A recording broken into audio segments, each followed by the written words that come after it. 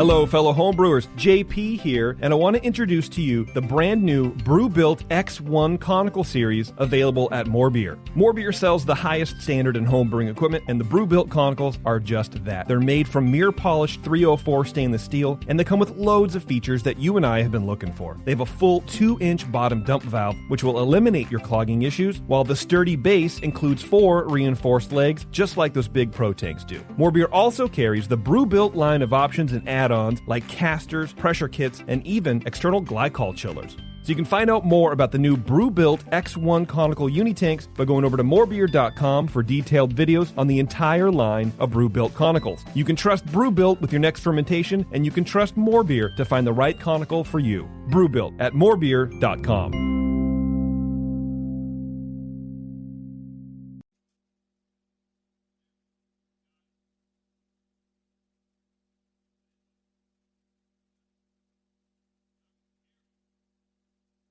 Today's Sunday session is brought to you thanks to the fine folks at More Beer. Visit them right now at morebeer.com. I poured it in my mouth and it just wasn't going down.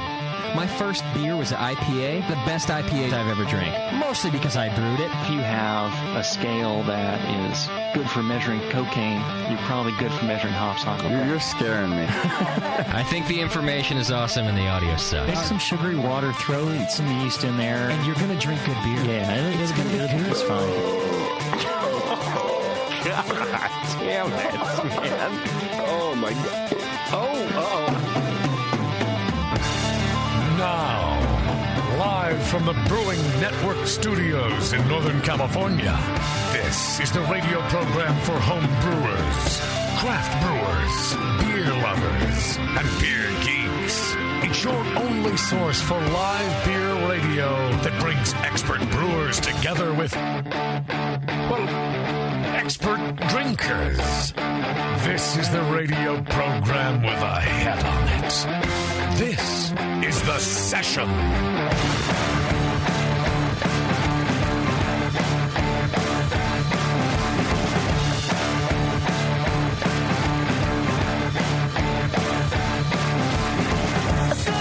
What's happening, everybody? It's The Session, a beautiful Monday night in downtown Concord. And I'm drinking a beautiful beer, and I'm sitting across from the beautiful Michael McDowell. I'm here. What's your middle name? I don't feel that beautiful today. Well, What's your middle name, Tasty? It starts with a T. You can probably guess what it is. It is not you. My mother was quite insightful. Yeah. We're luscious. You'd probably be one, too. Is it Teresa? Yeah. It is? It's actually Terrence. Is it really? Yes. Terrence the White. I wish that were the case. Yeah. I wish it were. I think you have a phone call, Beverly. Like of all people, right? Anyway, it's The Session, and we are here. It is just Tasty and I. It is the quintessential everyone's at Burning Man but us skeleton crew. Yeah. And nobody bothered to fill in their slots. Like Warren just kind of bailed. So I was texting Nate today because I thought it'd be great. We have Fieldwork in from Berkeley, California here. And I was like, hey, man, are you coming to the show? And he's like, oh, dude, I didn't know about it until just right now. That sounds fun, but I have a bunch of crap to do. I can't get out of it. And I was like, motherfucker. Damn, we have to get him to like the Brewing Network page. Right? He didn't know. Doesn't mean everybody that, well, whatever. He had no idea. So whatever. I blame Warren for not doing his due diligence and getting his shift covered. So he will be awarded 4 demerits and have to I don't know, clean Beverly's house or something. It's Beth's birthday today, by the way. Oh, right. Yeah. One of our guests. It's his birthday. Oh, really? Yeah, Alex. Oh, nice, man. Yep. How do you feel? How old are you? If we can, if we can ask you that, Beth. I'm old. You old? Are you feeling your age, however old it is? Yes.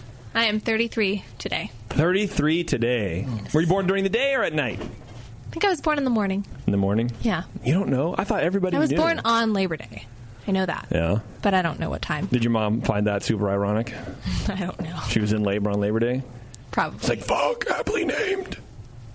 Well, that's cool. Happy birthday. Do anything interesting besides listening to 2 idiots talk about beer today? 5. Yeah. Oh, okay. And no. No? No, I didn't Nothing. do anything. I laid in bed a lot today. Came here, did a little work. I'm thinking I might do a little more drinking than normal. Okay. Possibly call my friend Uber for a ride home. Oh. He's a nice man. your German buddy. Buddy Uber. Yeah, he's a good guy. Well, maybe it wasn't for your birthday, but maybe it was. We went to Journey. We got to go to Journey this weekend. That was pretty great. On Friday. Oh, nice. Yeah. Bev and Sam and Taryn and I went to Journey because our friend Steve That's right. works there. And he emailed us and he was like, hey, you guys want some tickets? Very generous. And everybody was gone. I texted you, Tasty. I did invite you. So don't think I didn't invite you. But you didn't ever respond. I don't remember getting a text. Yeah, I texted you. I might have been at another concert at the time. Probably. So, we went up to a place called Wheatland. Oh, yeah. Look, I've lived in California my entire life. Yuba City. That's a long ways away. I would have said no thanks, by the way. Oh, yeah, I figured. I almost did. I've never heard of neither Yuba City nor Wheatland. It used to be called Marysville. Never heard of it. Never cared. Never cared. The amphitheater used to be in Marysville, and then they, they separated some things and created a new town, and now it's Wheatland. Really? It has been for like the last, I would say, 7 years. Huh.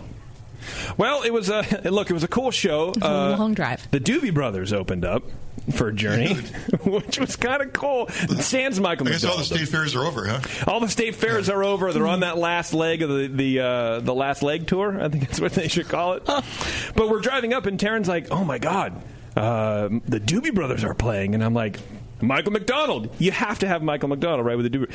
No, he wasn't there. So I'm like getting all the Michael McDonald songs, if that makes sense, in my head, What a fool believes. But I don't think that was the Doobie Brothers. I think that was his solo career. Yeah, but it doesn't matter because once I hear the big Michael McD, it's just like Mike McDowell, right? Once I hear that, I think Tasty. Once I hear Michael McDonald, once I hear Doobie Brothers, I think Michael McDonald. Then every song Michael McDonald has ever graced. Even that Christopher Cross nonsense that he did. Anyway, super disappointment. Wasn't there. The keyboardist who was taking Michael McDonald's place was amazing. Yeah, he was the guy from Little Feet? I don't know. Tiny Feet. No, whatever Little Feet. Yeah. Little Feet, yeah. He was rad. He was an amazing piano player. Yeah. He was really good, man. Wow. You know who else is good? Our great sponsors, More Beer. Yes, More Beer. You can get absolutely everything you need to make great beer at home by going to morebeer.com. Home Run. From the Home Run Kid. But I do want to talk to you about Arnel Padilla. Hold on a minute. Before you get into Apnel Padilla? Yeah. Pineda? I don't know. Panera, I think. He owns that. You know how we've been talking about the beer bug a little bit here and there? Yeah. Today, the beer bug is the More Beer deal of the day. Oh, really? Yeah. Wow. If you guys want a beer bug, dude. Thought I'd throw that out there. Snap that up on the More Beer deal of the day. They're pretty cool. Morebeer.com. They're great. I love mine. No, so, in all seriousness, Arnel, I'm going to use his name now because I feel like we're friends. We hung out. We did some blow. It's cool. I'm just kidding. That fool jumped around and sung his little ass off. Let me also say that Arnel and I share a birthday, and that little delightful man turns 49 today. He did not look 49, dude. He looked 31 if at that, best. dude. Yeah, for sure. At the worst. At his oldest. True. He looked 31. But it was cool, man, because he was like a fan seeing his favorite band play, and he was kind of like singing, but he would like gesture to the band and kind of like point into the crowd with the microphone and, kind of like look at people and make eye contact and really engage with the crowd. And it was kind of cool because he wasn't like a front man. He was just like, it's like if you got up on with Brad Paisley, would you be like pointing at the crowd like, oh my God, look at this. Oh, what do we have here? Oh my God, this is not happening. Oh, we have a cake. Taryn is here with a cake. Should we sing Happy Birthday? Yes. Oh, Lord. Happy birthday to you. Why am I the one singing? Happy birthday to you. Happy birthday, dear Beverly. Happy birthday to you. Yay! Okay, so is this nachos? They're tachos. They're tachos. I have a tacho cake and a can of wine. That's pretty white trash. Yes! Best birthday ever. Oh yeah, like listen to that wine. thing crack. Tachos. Oh, you're Happy the birthday. sweetest. How sweet. Thanks, Tara. Yeah, that's very nice, Taryn. I wrote on there with No one can hear you because you're not on a microphone. So, okay, No, you wrote on there wrote with on there. sour cream. Happy birthday, Beth. Okay. It says happy birthday, Beth. I'm sorry. Very It's your important, version of very white important icing. message to break in. Why do you have tachos? And why are you about to cry about tachos? Because I just learned what tachos were, which, if anybody doesn't know, they're tater tot nachos. Oh. And I'm so happy and excited to eat them. Oh, cool. Brought little things. Thank you. Oh, very nice. And you got a can of wine, which is actually, it's Underwood. It's a Pinot. It's actually really good. Canned wine. Who would have thought? This is probably like the way people talked about canned beer versus a bottled beer. Like canned beer. Some time ago. Come on. Who's ever going to... But now it's just all the rage. Canned wine had never been known for bad wine yet. I mean, right. Bad beer we equate to cans. Yeah. They don't have to get over that hump. That's true. How is it, Bev? Good? It's all good. This is probably like the It's most all good. attention we've paid to any staff birthday on the It show. literally is. I Right. was expecting nothing. Yeah. Well, you almost got it. Well, Taryn came through. Thanks, Taryn. Yeah, thank you, Taryn. You did great. Thanks for thinking outside the box. Yes, Taryn, good job. And then also thank you, of course, to our friend Steve for getting us tickets to Yes. Journey. Thank you, Steve. Taryn and I also went to Dave Matthews. Like the week of concerts for me. It was pretty cool. We took Terrence finally to his first Dave Matthews concert. Tasty was there backstage with us at the Greek Theater in Berkeley. You guys made Terrence's life. I think he did. Put man. away, He was tearing up. Yeah. Which is well, not. I did too. Actually, it was pretty cool stuff. Yeah, it was a good show, man. Those people. You talk about two bands who know how to play their asses off, man. Mm-hmm. Journey and Dave Matthews. I don't care. You know, and Terrence hates Journey. Hates him. Can't stand him. And I don't know why. How do you hate Journey? How do you hate something so pure? No, I don't know. Whatever.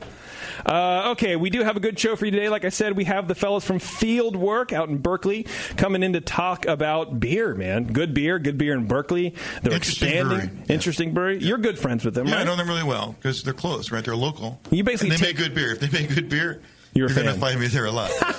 Well, and I'm a fan. You take everybody there, right? Like everybody who comes into town, I see you all the time. Well, we're going to Fieldwork. It's on the tour, yeah. It's on the tour. Are they sponsoring your tour? Your tour company? They sponsor me. They don't sponsor anybody else. Are you going to do you should do a tour company. A tour guide. You be a beer tour guide. I do. When people come into town, I give them like the 5-stop treatment. Is that your limit? Yes. Yeah. Remember a time in the Bay Area when if you had 2 stops, you were doing pretty well? Yeah. I think we're getting spoiled. Well, out places here, are getting closer together. I mean, I like that about this area we're in now. There's more and more options. I love I'm it. sure that's true every part of the country. People are finding craft beer faucets where they didn't see them before. Yeah, man. I wrote this article for the Drake's 27th anniversry party that was like 2 weeks ago or whatever. That was a nice job. I saw that. I didn't know I wrote it. Thank you. Yeah. And it got me thinking, like, you know, even 10, 15 years ago, there was nothing. I mean, Drake's was there, but after a while, for a brewery being around so long, you kind of take it for granted. Yeah. You know, and you don't really think about it. And when you start talking about the influx of new breweries and new breweries and new breweries, but if you analyze your conversation about which breweries you're talking about in that section of here's the up and coming breweries, it's always Drake's has a beer in there somewhere for you to check out, which is great because not only do we have kind of a rock like Drake's in the Bay Area, but it's bringing in all of these other great breweries like Fieldwork too. They were instrumental, like you're saying, going back when beer maybe wasn't as good. They were leading the edges as far as I'm concerned in terms of making good beer in the area, and then that's what we were all calibrating to. Yeah, everybody else had to raise the bar. Absolutely. Okay, here we go. Support people who support us. We literally wouldn't be here without everybody who you're going to hear on the show, such as More Beer, as Stacey said, who brings you this show each week. So please order some stuff from those guys. It goes a long way. You can also support us by doing your Amazon shopping via our link that's on our homepage, as well as hitting up the store and buying some hella sick merchandise and maybe light it on fire if you don't need it. But, we need the cash, so do whatever you want. Our friends up at Wild Beer Company in Norway, bet you guys didn't think we had any friends in Norway, but we do. They are holding their 3rd annual beer fest called the What's Brewing Fest from October 20th to the 23rd, and Justin will actually be up there. Shocker, Justin will be traveling.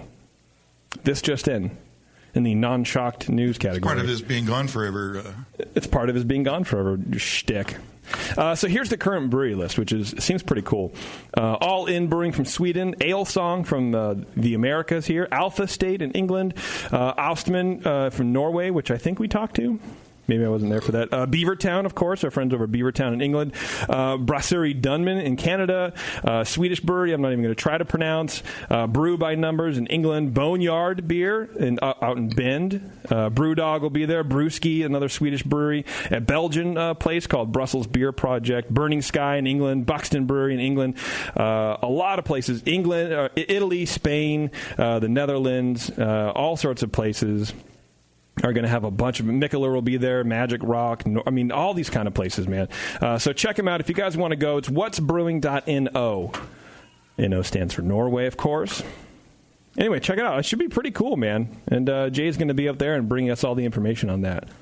I like it. Okay, let's do some feedback, Tasty. Feedback today is brought to you by the Beer Law Center. Head up, John, at thebeerlawcenter.com if you are applying for a trademark or need any sort of help filling out your TTB paperwork or anything like that. Any questions on the legal side of beer, hit him up, John, at beerlawcenter.com. He's a good dude. He works hard for you, and he works hard for the money. Okay, here's the one from James. He says, Dear Justin, Muse sucks. They used to be awesome, but the guy sucks balls now. Your taste in music is terrible. Fuck you. JP is cool except for his homoerotic Disney obsession. I don't know what's homo or erotic about liking... Look, first of all, it's Disneyland. It's not just Disney. So, get it right, James. Anyway, this next one is from Ben. He says, tell Nicole Erning we forgive her and ask that she comes back on the show under one condition. She is not allowed to say the word Bressie. Ranch is okay, but only if it's in the context of salad dressing. Apparently he doesn't really like ranch on his pizza. 7 weeks off. Wow, Justin, he says. JP and Bevo, you should make the Bee into a show from Disney so it can be a write-off for you and yours. I think that would be great. I think that'd be amazing. He says, I like how active Tasty has been on the show lately. It makes the guest brewers sit up and pay attention. I agree. Tasty has been in the mix the last few months. Slapping him around, yes. He says, please... They don't give me the recipe, I get pissed off. You start throwing shit, man. Exactly. He says, please schedule a whole segment for a Burning Man report. I'd like to hear it since I want to go, but probably never will. Look, Jay will crowbar that in somehow, but... I wouldn't hold your breath too much. He says, on professionalism, whatever, I don't care. Another show idea, get an anonymous medical doctor on to tell us how to drink better. Seriously, I realize it could be a downer of a show, but hearing a doctor who can't pull your driver's license give advice on if you're going to do it, here are some hard medical facts. That was 3 sentences. I don't understand, Ben, but I appreciate the effort. What do you think of that? Well, Doc could do this. He knows that and all the other options of getting high. That's true. That's true. Alex says, hello, I just wanted to pass on that I heard Paul on the Brewing Network's The Session. Thanks. So this is Paul from Ale Apothecary we had on a couple weeks ago. Cool interview. Nice guy.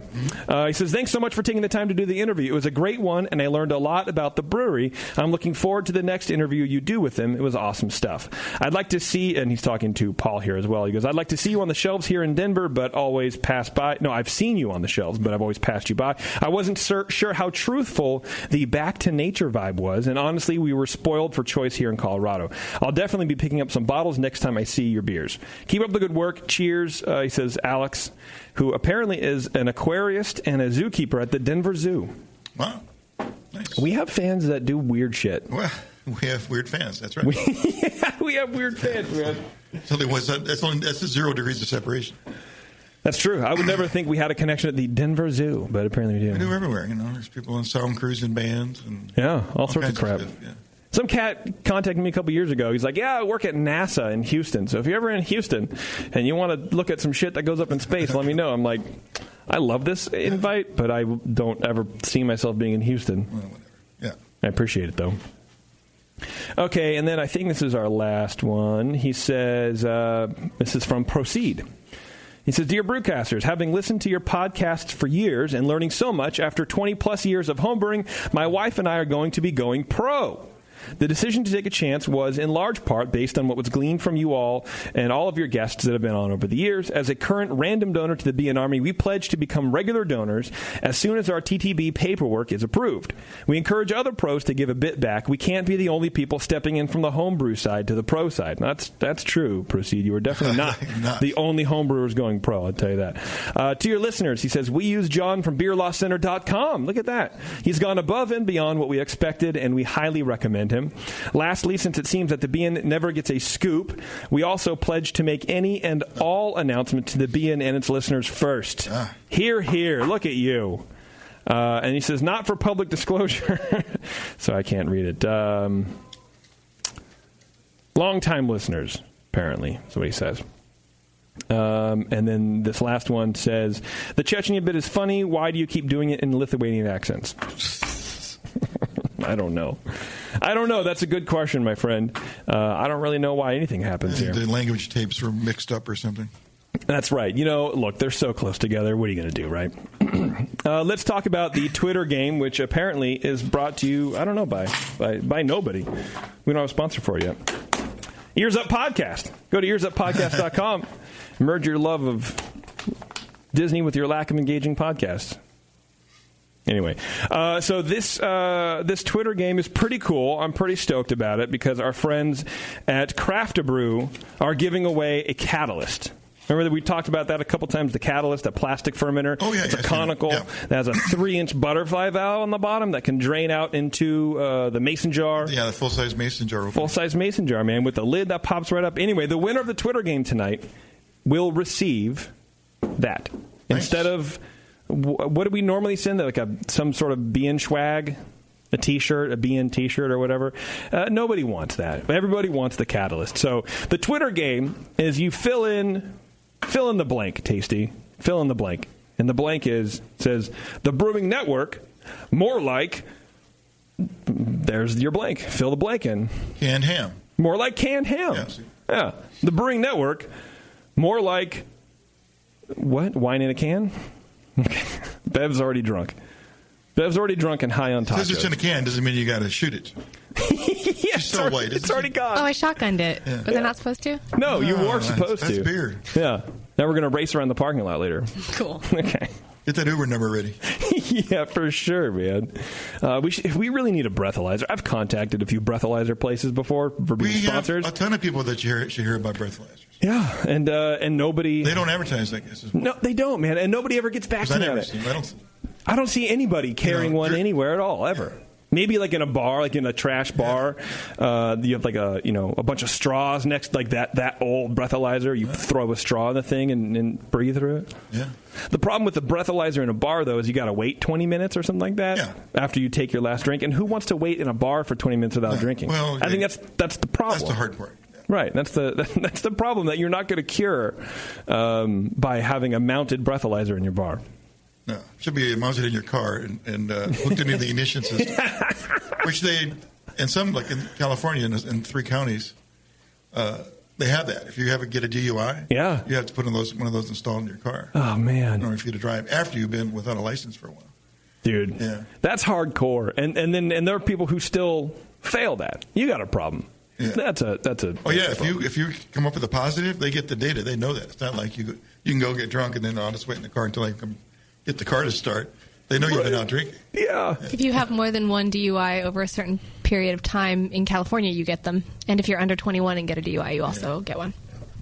Really? I have some shitty friends. They sound like great fun, though. Yeah.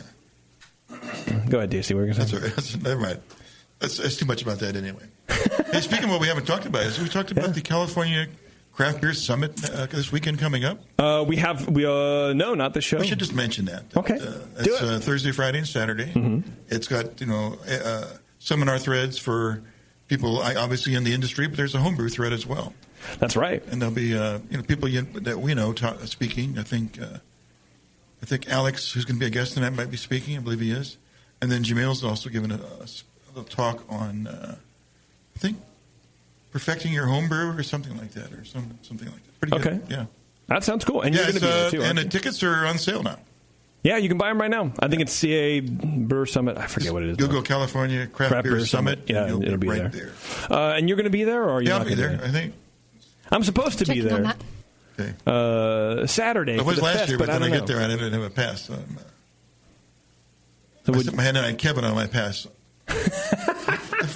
Kevin, who's this Kevin asshole? Yeah, apparently that's you. You look like a Kevin more than a Mike. Well, then I figured out when a guy named Kevin handed it to me. No. Yeah.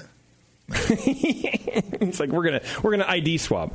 All right, everybody. Listen, we're gonna take a break, and then we come back. We're gonna talk to the handsome guys at Fieldwork.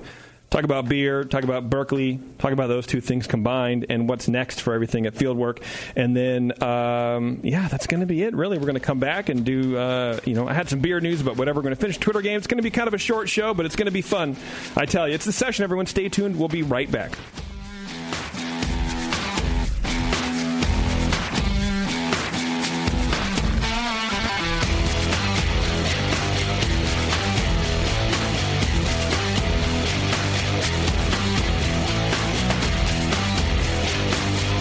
You're listening to the Brewcasters. Brewcasters on the Brewing Network.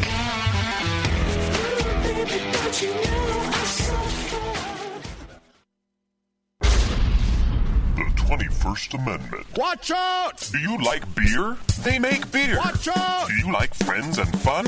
They make friends and fun. Watch Do you out! still like to have a good time? The 21st Amendment. Watch out! The 21st Amendment in San Francisco, located at 563 2nd Street, 2 blocks from the building where baseball is seen and played. Try their beers in the pub or try them in the can, featuring Monk's Blood. Made with real monk. Watch out! So why not have the best time of your life? Go to the 21A and Sean O'Sullivan will personally greet you with a can of Monk's Blood. The 21st Amendment.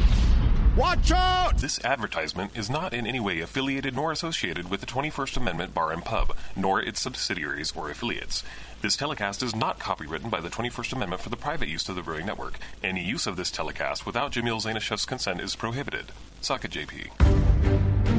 For more than 20 years, White Labs has collected yeast strains from around the world and kept them locked away. Until now. Through the Yeast Vault, they are now releasing new, creative, and unique strains. Most have never been used in commercial products. Some have names you can barely pronounce. And all are uniquely White Labs in quality and performance. Now they're giving you the opportunity to unlock the vault. Here's how it works. Pick the yeast you want from the vault. As soon as 500 people have chosen that yeast, your card will be charged and your yeast will go into production. A short time later, a fresh White Labs Pure Pitch package will show up at your door, ready to make the beer you've always wanted to brew. For the first time, White Labs is letting you into their secret yeast vault, unlocking access to hundreds of strains never available before. Join the White Labs Customer Club for first access to the vault.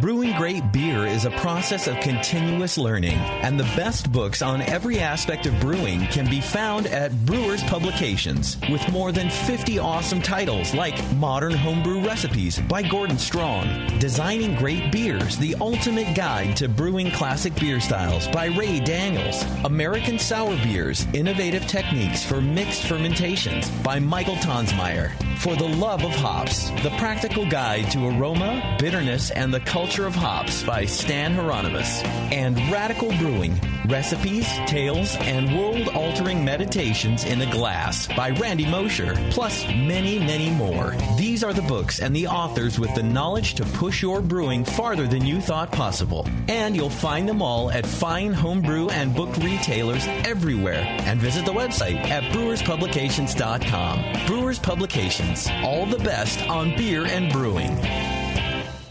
Since the first time the Brewing Network microphones turned on, More Beer was behind it. More Beer sponsors the programming on the BN because, like you, they love brewing. And like the Brewing Network, they love sharing their knowledge. Morebeer.com isn't just a website to place your next equipment or ingredient order. Morebeer.com also gives you access to free beer information that will make you a better brewer.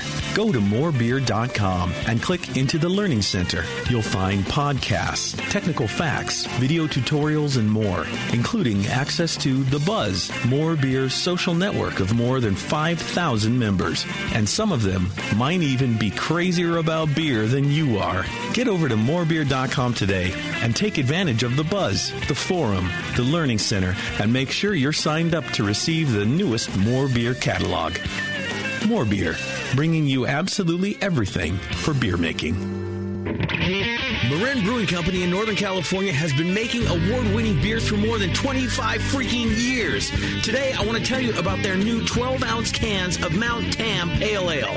The good stuff, Mount Tam is bright gold, 5.5% ABV to keep you feeling good, and has been winning awards since 1989. If you're visiting the Bay Area, get your butt out to Marin Brewing Company. They pour tasty beers and serve great food every day until midnight. Come in for a tour, stay for the food, and pick up a 6-pack of cans of Mount Tam Pale Ale to enjoy at home, camping, biking, or whatever the hell you do. Owner Brendan Moylan has this to say about Marin Brewing beers. It's freaking awesome. Marin Brewing has won more than 100 gold medals in international competitions. Check out marinbrewing.com for all their award-winning beers, food, and merch. Marin Brewing Company in Larkspur, California. Award-winning taste, refreshing finish. It's freaking awesome. We're through being cool. We're through being cool. Eliminate the minis and the twits. Going to bang some heads. Going to beat some butts. Time to show those evils what's what. If you live in a small town, you might be a dozen or two young alien types who step out and dare to declare we're through being cool. We're through being cool.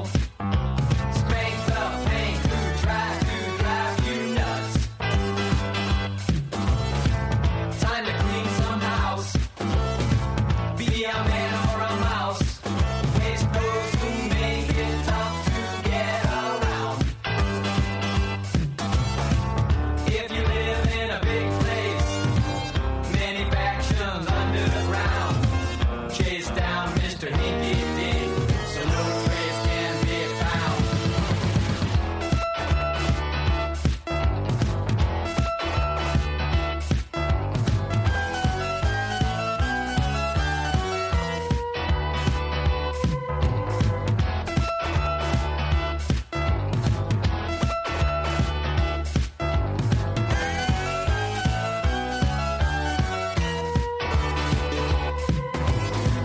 If you live in a big place, many factions underground. Chase down Mr. Hinky Dink, so no trace can be found. We're through being cool. We're through being cool. Eliminate the ninnies and the twits. Put the tape on erase. Rearrange your face. We always like Picasso anyway. If you live in a small town, you might meet a dozen or two young alien types who step out and dare to declare we're through being cool. We're through being cool. Eliminate the ninnies and the twits. We're through being cool. We're through being cool. Spank the paint who tries to drive you nuts. Bash 'em.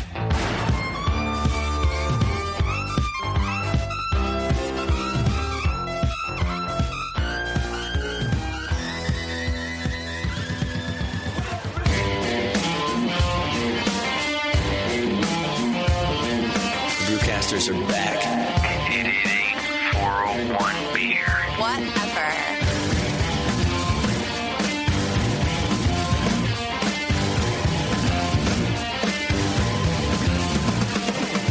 Hey, thanks for sticking with us, everybody. Before we get to our fine guests, I do want to tell you guys about Great Fermentations. These folks are pretty awesome, man. They have the largest catalog of Blickman products on the web. They provide same-day shipping on some of main items that most places can take up to 3 weeks to get to you. And look, if you're brewing, you need your shit, and you need it now. So, what's up with this 3 weeks bullcrap? Their staff is some of the best trained in using Blickman products, and they offer top-notch customer service, which, again, it's pretty hard to find.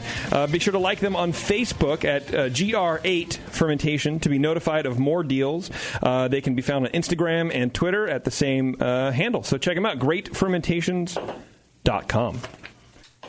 All right, we got a full studio finally. I feel like the whole crew is back, but it's really just populated by the Fieldwork guys. How you guys doing?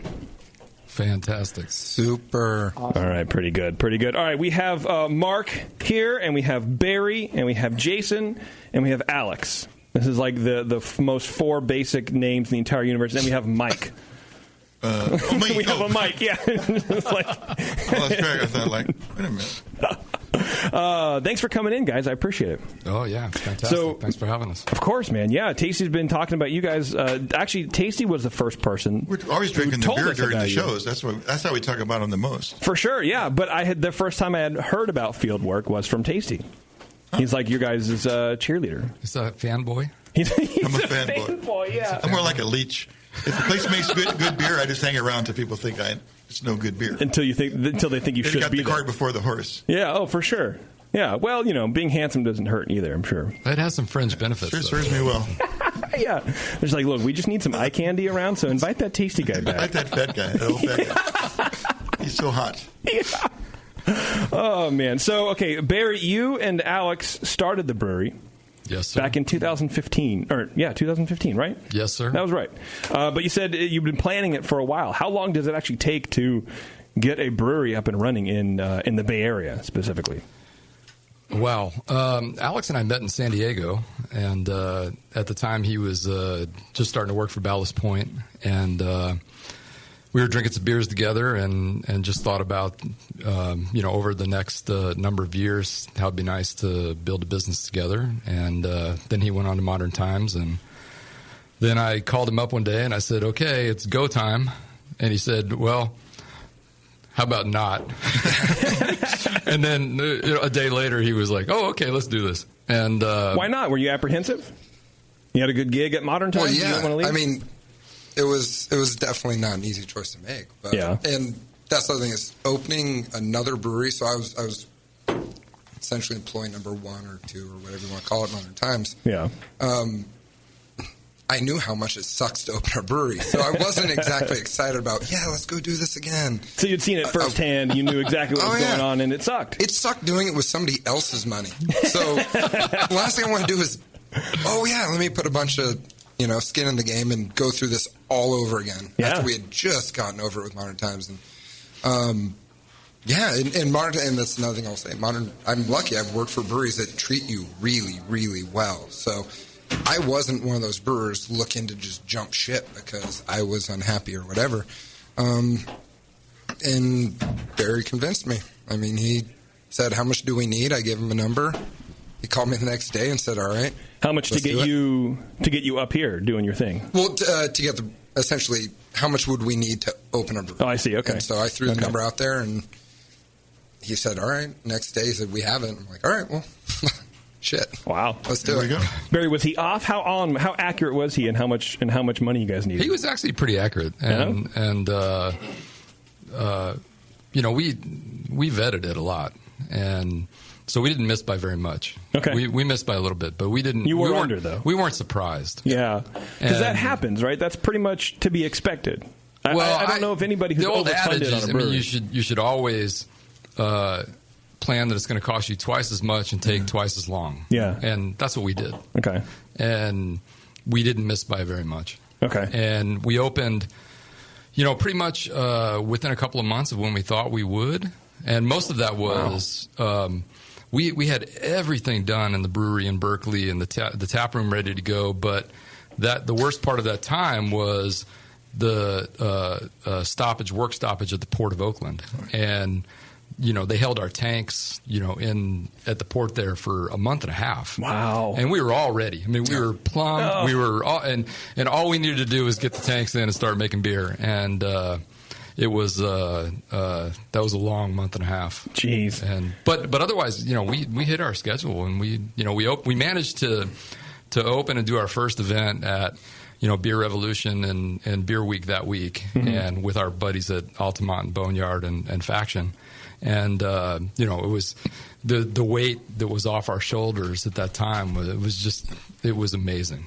Wow. Well, and the reality is, if we hadn't had that month and a half delay, it would have been one of the fastest openings of a brewery. I mean, we got through it quick. No, I think it already was one of the fastest openings. Yeah. I mean, we had the best general contractor you could have ever asked for. Tom Harley was we have St. Thomas that we release all the time because this guy was a godsend to us. Really? And then also the city of Berkeley was incredible with us. They worked with us hand in hand, and they were amazing. So we blew through the opening process. You see, I mean, because we talk to tons of breweries all the time, and the one thing we hear everybody has in common is that opening sucks. You never have the money that you need, and you're never going to be open when you think you're going to be open. Yeah. But it sounds like within a small degree of tolerance, that wasn't really. You guys were kind of just not handed everything, but you know what I mean? You planned really well and things fell into place, which is definitely not the norm, I think, for any business in California, much less a brewery. Well, no, we understood the process. Yeah. Certainly for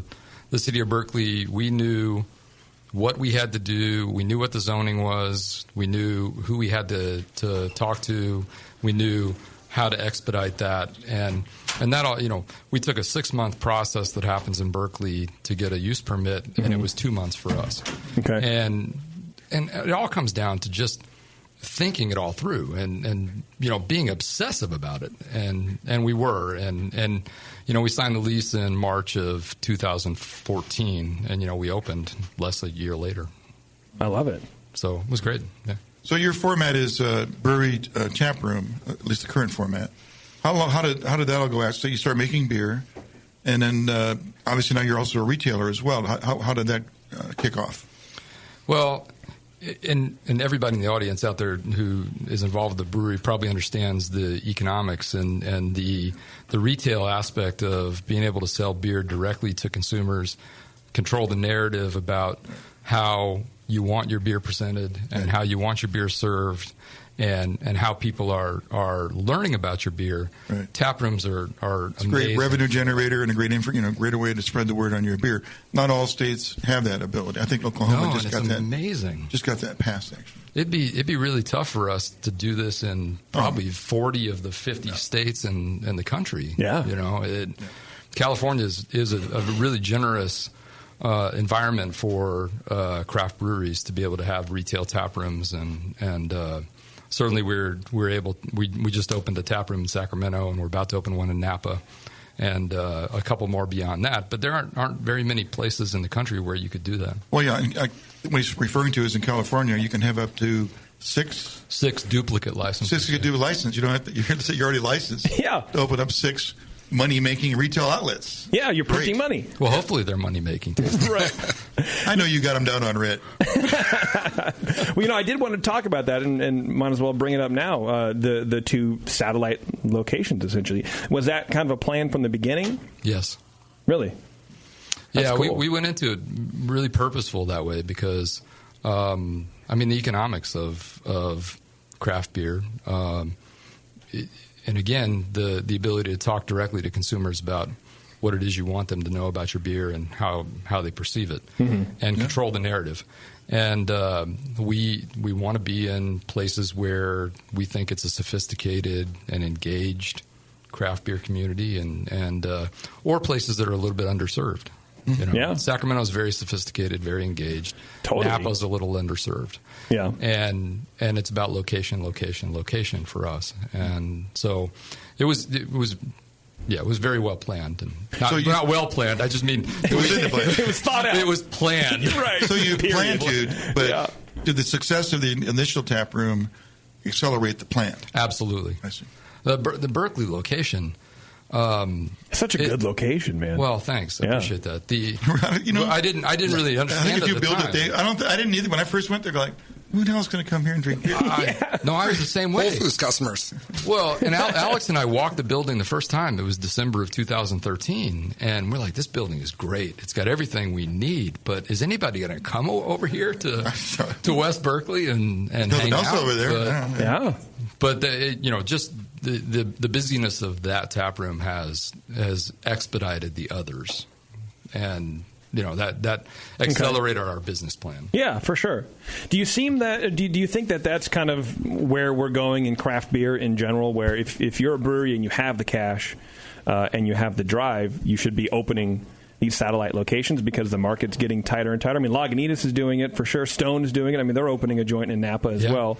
Right around the corner from us. Right around the corner, yeah. And do you feel that there's this point in the market where you have to kind of go for the gusto, or in 10 years it's not going to be, maybe you're not going to be able to? Well, I think that to have a healthy, enduring company, and beyond the fact that it's a brewery, I mean, we want to provide health care for our employees, and we pay 75% of our health insurance, and we want to do profit sharing, and we want to do all of those things. And in a truly wholesale model where you're selling product to distributor or something, it'd be really difficult to do that. And so I guess my feeling is we want to build a company that's around for a long time. Yeah. And one way for us to do that is to control the channel for ourselves. And that is the combination of the retail tap rooms and the fact that we self-distribute our beer, and that every keg that we sell to bars and restaurants goes out on one of our trucks. And we're obsessive about that. And we want to be here 10 years from now. It's not right. It's not something that we're that we take lightly. And we have over 50 people that are dependent upon us now, and dependent upon us, Alex and I, making good decisions about our business. Right. Yeah. So I mean, and you don't have a distributor that you have to rely on to give you the attention and shelf space that you deserve. Right. And when Alex and I were talking about it early on, we were just adamant about being as much in control of our own destiny as we could. And I think that's, if I had to give one piece of advice, it is to just do as much as you can on your own and be as much in control of your own destiny as possible. Yeah. But to get back to what you said, I would argue it's not necessary for breweries to do it. It's actually, I see a lot of breweries going into already extremely competitive markets to open their tasting room. And to be honest, in my personal opinion, is damaging to yourself and your accounts. You're now all fighting over this same little neighborhood piece of pie. Oh, yeah. It makes more sense, I think, to do what we do, which is go into, look for underserved areas and provide them with beer. Not places where we're heavily competing with a lot of our accounts, not where we're heavily competing with a bunch of other breweries. We're and that's where growth in this industry is in the underserved markets, underserved cities, underserved neighborhoods. Sure.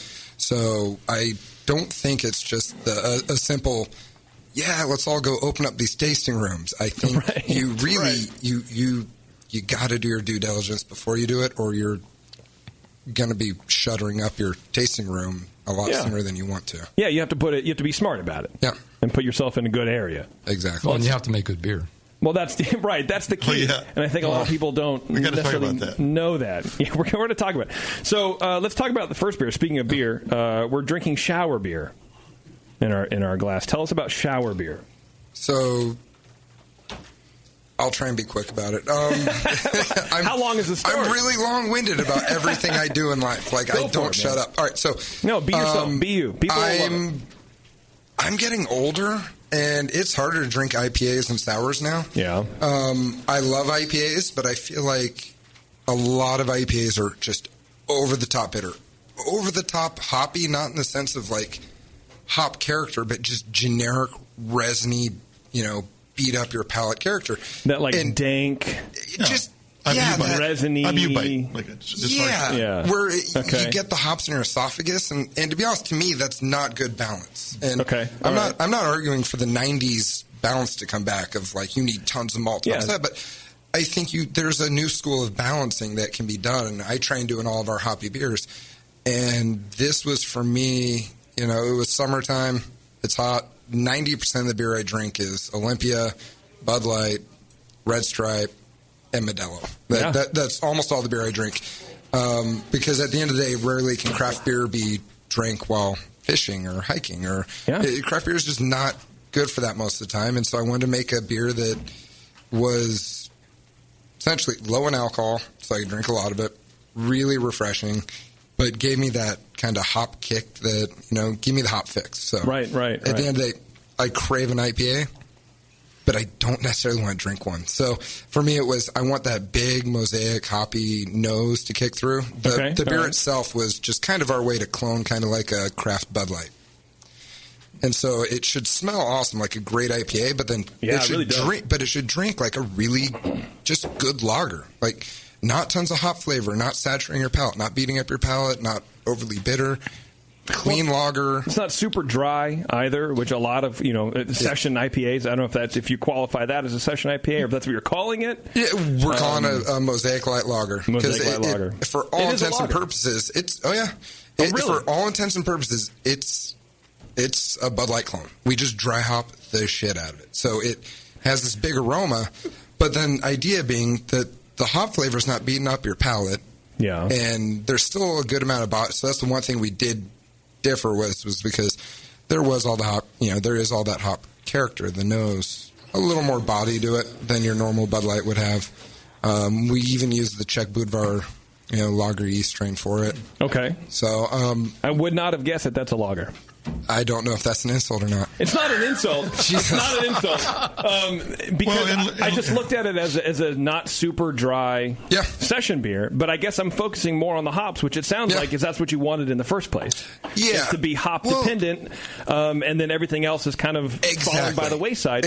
So you get the hop impact, that you have a clean yeast, and everything else is just kind of whatever you make of it. Exactly. 100%. It should give you that hop fix, and then you should be able, again, it's for fishing. It's for what it's for. It's not for sitting at.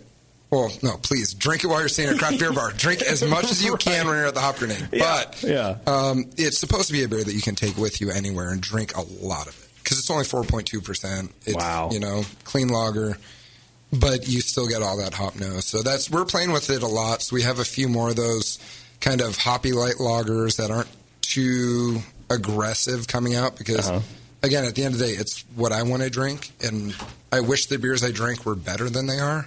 But at the end of the day, I do like just a clean, drinkable lager. How can you get better than Olympia, though? I don't know. That I will back you up on. That's not possible. That is not possible. I've been drinking a lot of Modelo lately. I really like it. I really like it. I will throw this out there. I am going to take all the credit for this Modelo boom in the Bay Area right now because I have been repping Modelo so hard. For years, I blow them up on Twitter, ask them to do a collaboration. I know they never would. Oh no, I think I asked them to acquire us, but. It's Modelo, man. I've been drinking Modelo before too. Yeah. My whole thing is it has to be Modelo Especial in a can, and that's where I grew up drinking San Diego. Yeah, it's actually it's a well-made beer. It's a good Vienna really lager. Good. So I'll keep repping Modelo, but it's not the water though. That's the Olympia. Yes, for sure. Yeah, I gotta say my favorite beer like that is Rainier. I don't know why. It's super good. I was just up in Yakima last week and drank my weight in Rainier. And everybody at the beer bar, because Yakima's kind of small town. It's pretty weird. Yeah. But yeah, the bartenders were all giving me the weirdest looks because all I wanted to drink was Rainier. But at the end of the day, that's all I'm kind of into right now is just Pilsners and lagers. And of course, I want more character and more aroma out of those beers. But I rarely enjoy the other side, which is overly bitter, overly, So how do you get those characters in a delicate beer like that without going over the top? It's not that hard. You just don't. You'd be surprised, man. Well, maybe you wouldn't. Well, did you do anything to accentuate body in the beer? Knowing just that, a little. I think there was a little wheat. Some wheat. We put wheat in damn near everything we do. So, and you're not doing specials with the water, maybe to bring out More on the chloride side? Are you trying to hint to me what we should have done? No. Or are you trying to feed me? I do know a lot about session beer. Tasty's negging you right now. Okay, see, I feel like Tasty's my uncle who is trying to like help me out and make me not sound stupid on the radio. But no, we went with our normal IPA water profile. Fine. We treat it the same. We just went much lower on gypsum so that we wouldn't get quite as much of a bite. And then we did. Yeah, and then really the idea is that there's just a very small bittering charge and then a small whirlpool charge, so you're not getting a ton of hop flavor because that's not the point of the beer. And how many IBUs do you think it is? Just 6. What'd you say? Jason Yeah. says 6? Jason says 6. I'd say it's probably around. I don't know. Well, guess 25. I was going to say 17 to maybe 25 at the higher end. Yeah. It's pretty low. And the only thing hop side is Belma hops, which is a hop I love that nobody really uses. That was just an early charge. The Belma's in the Whirlpool. That's it. It's literally is a tiny bittering charge. Decent amount of Belma in the Whirlpool, and the rest is all dry hop. And it's just a huge dry hop and mosaic to give it that big nose. So accentuate that hoppiness that you want to portray without all that aggressive bitterness. Exactly. Or even the flavor. The flavor of the hop. I didn't want it to be about it. It wasn't supposed to be about the hop flavor. It's supposed to be about how clean a lager can be. Here's what I think we need. It's about time we have some sort of measurement for flavor. Like IBUs, right? We have IBUs because more and more beers we're getting tons of hop flavor. How do you measure? What's your hop flavor scale, or whatever? You know what I mean? I don't know. I think it'd be nice to one for clarity too. We'll get on that later. Tasty's a tease, man. We do have that scale. What is it? It's on a centrifuge. It's your turbidity meter. Oh, I see. We can run some kegs through a turbidity meter, and we'll. No, you can put it right on the. We'll put it on blast. You guys' beer descriptions are like 600 words, I think. You got room on there for the turbidity factor. Right? Okay, we'll start adding. Be the first one doing that. Alex is writing those tasting notes like 2 a.m. When can you see through it? Like it'd be like a light of a certain intensity, and when you first see it, then that's what the turbidity level is, or something. Like 2 watts or 3 watts. 2 watts. I don't know. We need to measure. Because I was at Cellar Maker the other day, and I had 2 of their classic hazy beers, which are both very good.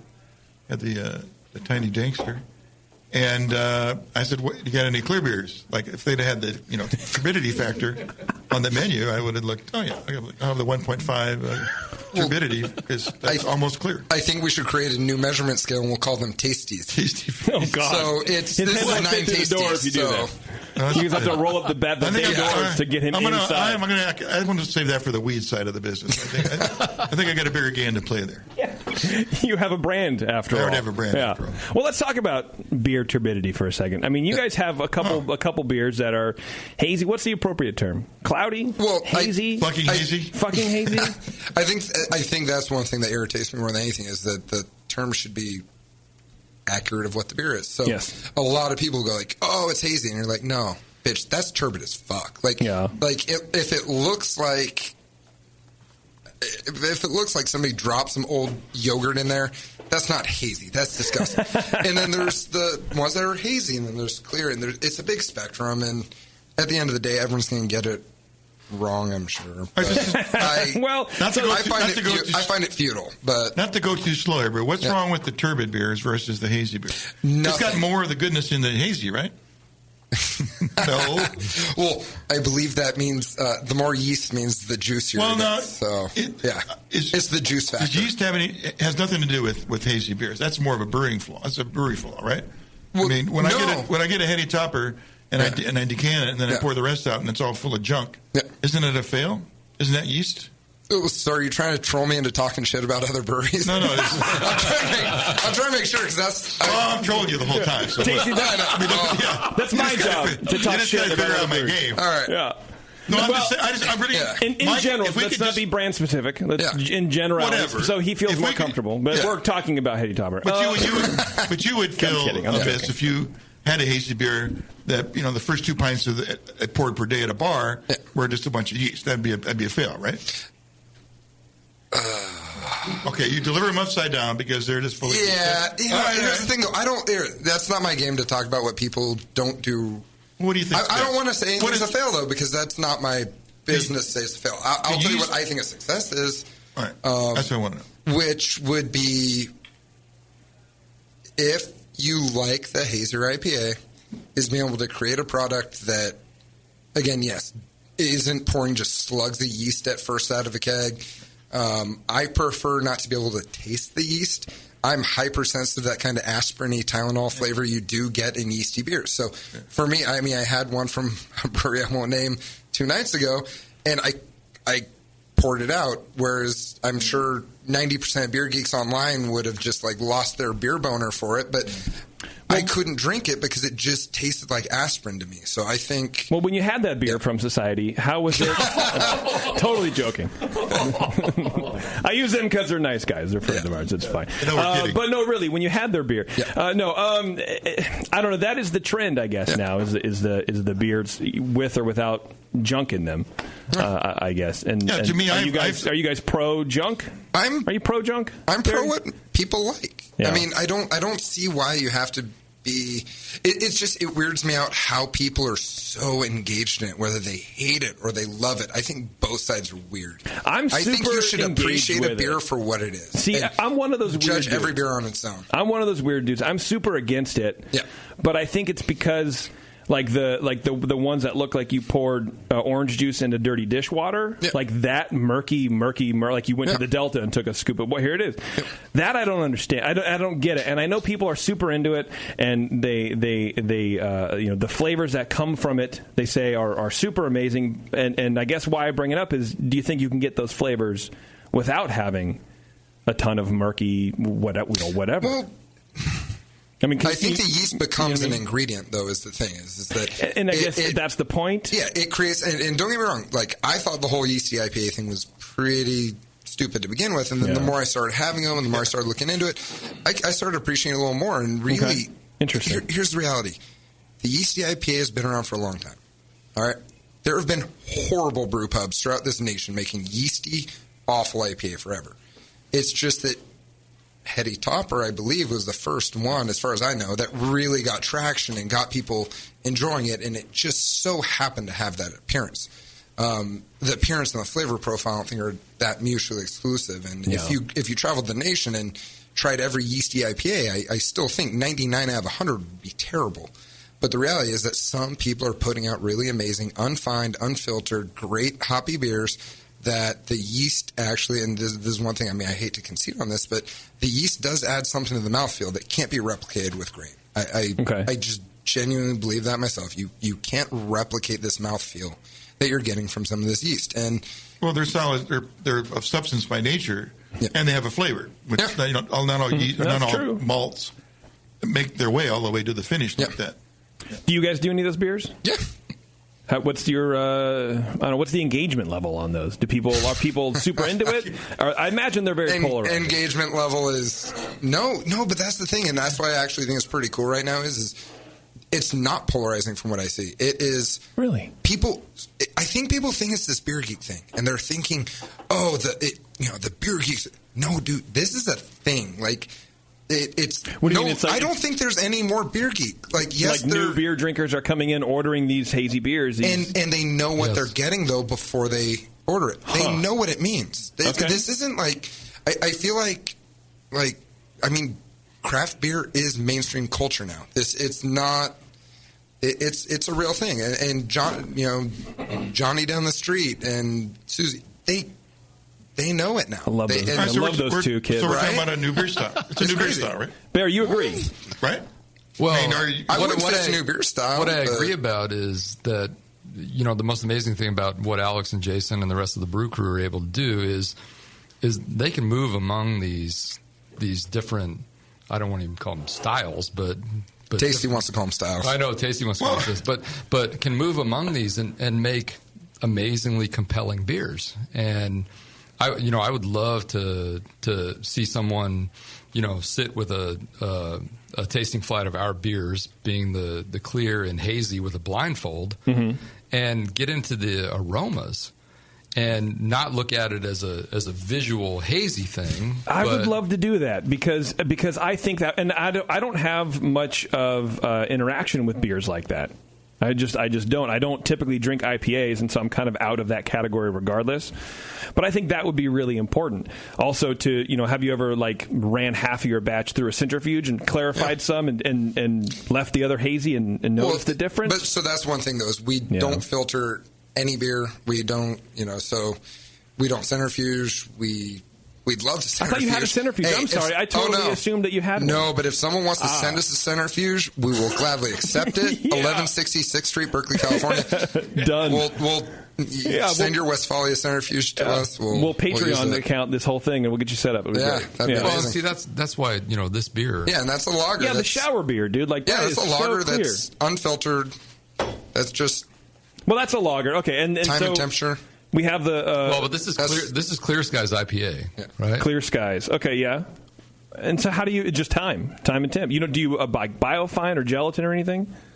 What was that? Yeah, we biofine. Okay. So without doing much of anything, the beers want to come out clear. Yeah. So how do you make your hazy beers? What's your process there on the hot side? Literally the hardest thing to do, huh? It is. It's so funny because I really get out your fuck up. No, skills. but that's the thing though is that's where Jason comes in. Yeah, but that's why they pay me. Right. Yeah, it's no. So I think that's what kind of bothers me is a lot of brewers like to talk shit and they'll be like, oh, they're just breweries pushing beer faster and they're doing this. Like, you should worry about your own brewery. Yeah. I like how that's A. That's my favorite. It is, yeah, I know. I agree. I would kill to have the luxury time to give a shit about what anybody else is doing. I just don't. So, really, worry about your own stuff. And then the reality is, it's actually, you need, to pull these off and to make them taste good. So I'm not talking about just in general every hazy IPA you see. I'm saying the good ones, the Trilliums, some of the Treehouses, the other ones. Okay. It's not easy to make these hazy beers taste great, not taste like aspirin, to get the right mouthfeel, to get the right aroma, all this stuff, and then to get it packaged and out and sold and everything before it starts its quick trip downhill. Because we all know, the shelf stability on those beers is going to be bad. Right, and that's okay, though, as long as you as a brewer are getting it out to the public and sold really quick. But no, it took us forever to dial in our cellar process to where we could get a beer to stay hazy. Again, not flock out in the keg gnarly and shoot slugs of yeast out on customers. You don't want to fill a growler of yeast and not know it. It's not this, you're just being quick thing. No, it takes some cellar skills. It's a brewing process. You have to know exactly what you're doing. And we had to reverse engineer everything. I mean, I take pride. I think we have amazing cellar techniques. And we take readings. We know, we send our beers out for testing. We know our DO levels are ridiculously low. We know our VDK readings on DAS are super, super low.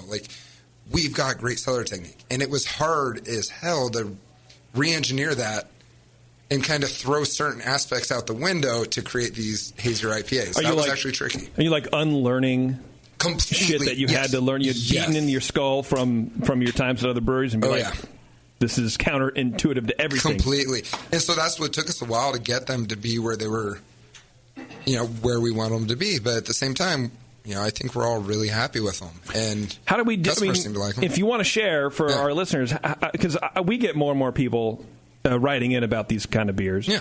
How do we help them totally ruin their clear beers? What have you found that works? Maybe we should take a break and then come back. Or what do you think? I think we're fine. All right. I think we're good. So how do you what do you do on the hot side? You come up. What's the recipe like for a hazy beer? Yeah. All right. So it's about 30% wheat flour, and we throw that in the kettle. No, I know. You only need about 2%. It's over. No. So. The whole thing frustrates me a lot. If you don't want to, well, no. I'm okay with sharing what we do. I just get frustrated with this whole debate about this sub-style is just driven me nuts because there's also this faction of people who are just constantly like, oh, it's this. I'm sitting there going, oh, so every brewery in the Northeast is doing this same. Everybody uses 30% oats. And meanwhile, we can make a 30% oat beer crystal clear on our own. So it's not all these things. Yes, we use a lot of oats on those beers, We use a lot of raw grain in those beers. We also either don't fine or lightly fine them, depending on the beer. Well, I was talking about cold side biofining. How about hot side? Hot side fine, yeah. Okay. But cold side, lessen the fining or remove it completely. And we always uni-tank them also now, so we don't transfer to bright tank. But, yeah, it's just not fining them. And it depends on the yeast strain, too, though. So what do you do in terms of yeast strain? Is there a strain that'll look We have like 6 house strains. It's really annoying. It's so gnarly. Is it 6? 4. You can actually talk into the microphone, Jason. There you go. 4. Yes. All right. That whole thing in front of your face. Lager. Could put you on a different show, but in the other room. 4. There you go. So, but all of our hoppy beers are either Cal or California Ale yeast or they're Vermont Ale yeast. So we prefer to use yeast named after states. So, yeah. So we bought the 2.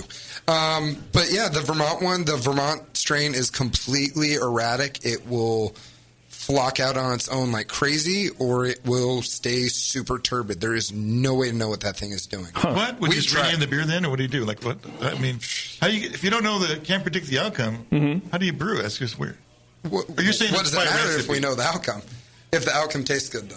Well, I get that. I was going to say we don't do. I'm just saying, we got to have some number of this kind of beer on for consistency, I guess, right? Like if you under the same brand, if you want to put it out, but the next batch might be a little different. The other thing I always argue is I don't make consistent beer. I have no desire to make consistent beer. That's true. And that's one thing. A lot of brewers get upset about that. Yeah, because that's such a shift, right? Again, that's another shift about what we've learned, even as home brewers. Yeah. Like the key to being a successful home brewer, which whatever that means, is making consistent beer. And I would say that success would be making your beer better every time. Yeah. And so that's one thing I always say. People will be like, very philosophical. But no, it's not even philosophical. I would say it's commonsensical. Yeah. Is that a word? Sure, it is now, man. But it is. I mean, so if a brewery wants to brag that their beer is consistent, that's cool. I have no problem with that. More power to you. I prefer not to do that. That's Bud's game, and the reality is no breweries can be more consistent than Budweiser. I mean, AB is killer at making, not only from the brew house making consistent beer, keeping it consistent throughout their entire supply chain. Budweiser, Bud Light, it's incredible what they can do. But that's not our game. That's not what we're good at. Right. So what's the game? We're tiny. Yeah, we're a tiny brewery. It's kind of hard to win at, too. Yeah. The thing I always throw at brewers is, well, if you're super consistent, that means your beer's not getting any better. Okay. Which, to me, that's not what I want to do. I don't want to say... You want to be improving. I want to be improving every single time. Now, don't get me wrong. There are a few recipes that have stayed stagnant, but have... I don't know. What about is it? 120? It's not a good word. No, but the recipes stayed static. You're not changing it. Yeah, but you did change it to get it where it is. We've done like 120 something different beers, and there's maybe 10 that we keep the recipe the same. Yeah, everything else we're tweaking. So much fun. Yeah, Jason. I walk in the morning. What did you say? I walk in the morning, and I have no idea what beer I'm going to brew. Yeah, so it could be a beer that I've brewed before, but it's not the same beer. It's not the same beer. So I tell everybody, I got the most talented brew staff in the industry because my guys will come in and I'll just leave recipe sheets in their brew logs, in our brew log book. I'll print out the recipes. I'll go home. I'll email that night, like, this is what everyone's doing tomorrow. And then Jason will walk in at 5:45 in the morning, open the book, and be like, oh, cool, new beer. Now, my team has to be good enough that they can brew, though, but that's the reality. They got to brew on the whim. We have zero automation. I removed all automation from our brewery, so they have to be able to brew every unique beer every time on a whim. They have to walk in the door and be like, oh, new beer? Cool, go. And they crush it every single time. That's awesome. You taste it. Jason's brewed every style here. Yeah. He's probably brewed every beer you're having right now. Yeah, shower beer, I saw, and I was like, oh, we're making Bud Light. Awesome. And then I saw the hop bill, and it was like, oh, wait, I work at Fieldwork. Yeah. Okay, I get it. This is the Fieldwork version of Bud Light. Right. So. Did we? Sorry, Tisa, go ahead. Did we get to the? No, he didn't tell me how much flour he had. Okay. How much flour do you add? Enough. Sometimes a handful. 55 gallons. That's how we measure flour, right? gallon. No, I'm just kidding. I don't. No. It literally, so we use a lot of raw grain. You mentioned that. You can that's buy for starch, right? That's for unfermentable starch. It's literally. That's a haze that'll stay forever. Yeah. And so, raw grain. Yeah. What do you mean? So, raw wheat malt. Okay. Or not? It's not even malt. It's just raw wheat. It's not malted. Okay. It's unmalted wheat, raw wheat. So we'll use that, and that's really for all the starch. We use a lot of protein-heavy grains, other wheat, like malted wheat, flaked oats. But the thing is there's no definitive science of why. So we do cell counts. We're kind of dicks. We did cell counts on like every hot, trendy, hazy IPA that people are loving. And we'd get cans of them in-house, and we did cell counts on them. And we saw there was a lot of yeast in all of them. We used our beers, our fined beers. Fined unfiltered beers is like kind of the comparison. Mm-hmm. And so we knew about how much yeast is in all these beers, and we could use that as a barometer, of knowing when we're making these beers, is our contribution. Is that yeast? Is there something else going when we mess with these other factors? Barry and I had dinner with Wayne Wambles from Cigar City, and he was saying, he centrifuged a Treehouse beer and a Trillium beer, I believe. Yeah, I saw him. And and it was pretty interesting. He said he didn't get much yeast out of those, which again, I completely believe his labs. I think some of the better ones don't have any yeast. It's all polyphenols. But that's the thing, though, and this goes back to me saying hazy versus turbid versus everything. I've had Trillium, to me, is making some of the best beer in the world right now. Their beers aren't that turbid. They're barely hazy. But people are clumping that with, I'm not going to name brewery names, but ones that look like, and taste like. Yeah, they look like fermenter diarrhea. So look like what Jason was talking about earlier. Exactly. Oh yeah, the orange juice and dirty dishwater. Exactly. Yeah. So I think the grouping them all under one umbrella is a little ridiculous, and there's too many unique characteristics to all of them. I think there's going to be good ones and bad ones, and I think that it's so new. I don't think we've really got a handle around what is good and what was bad. Yeah. Obviously, if a beer sells, people like it. That's a good beer. Yeah, and then Wayne was explaining to me his theory was there were malt polyphenols bonding with hop polyphenols and keeping those in solution. And he kept talking. I don't think he realizes how stupid I am. So he kept talking at this smart person level. And I was sitting there I was just smiling going, yeah, I get it. Wayne's real cerebral. He's a smart dude, man. He's operating on a whole nother level. I'm envious. That's why I hire smarter people than me, though. There you go. Yeah. Jason's looking around. He's got wait a minute. Yeah. With few exceptions, you should have said. Yeah. Oh, no. No.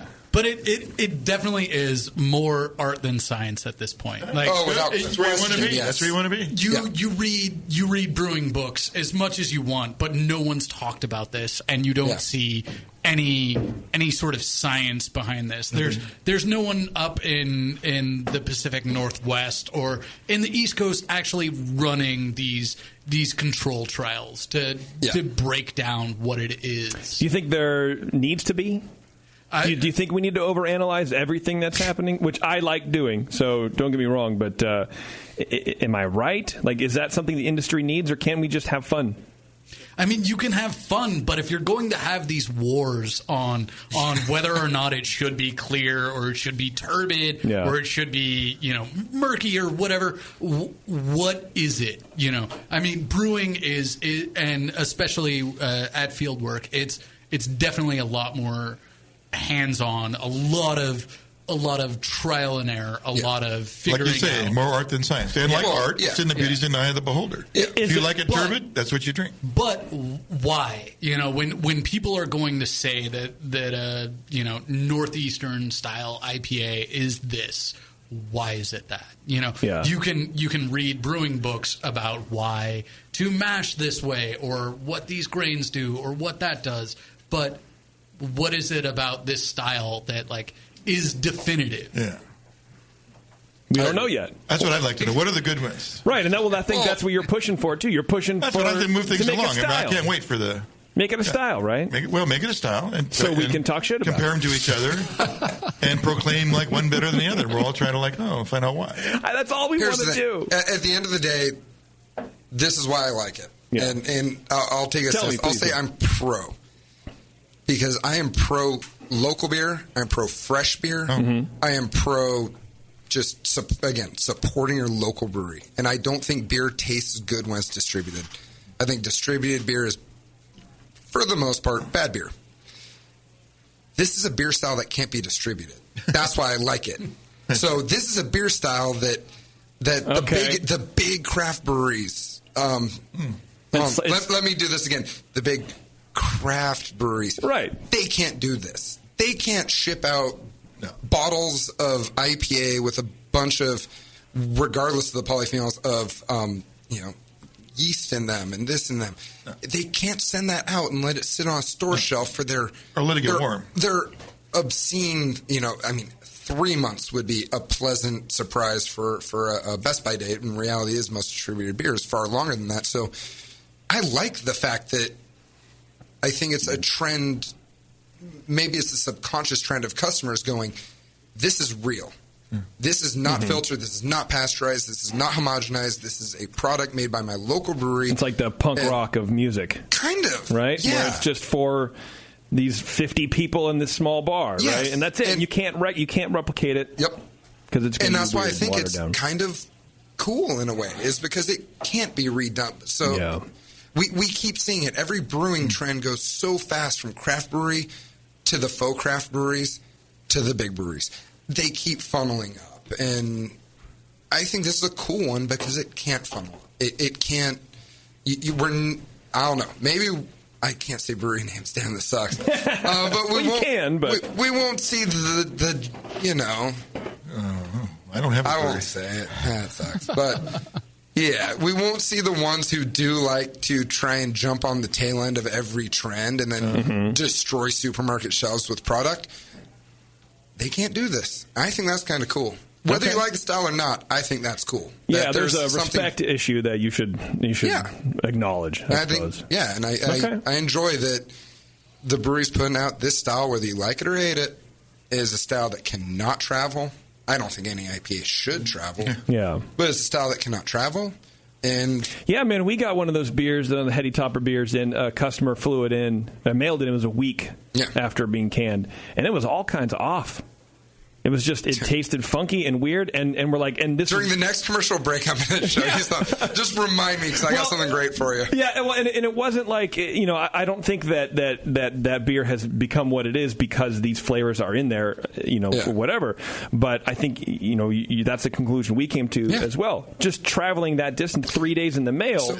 Fucked it up. Just warming it up. Yeah, so when I was at Ballast Point, I was lucky enough, again, phenomenal brewery to work for, really good people.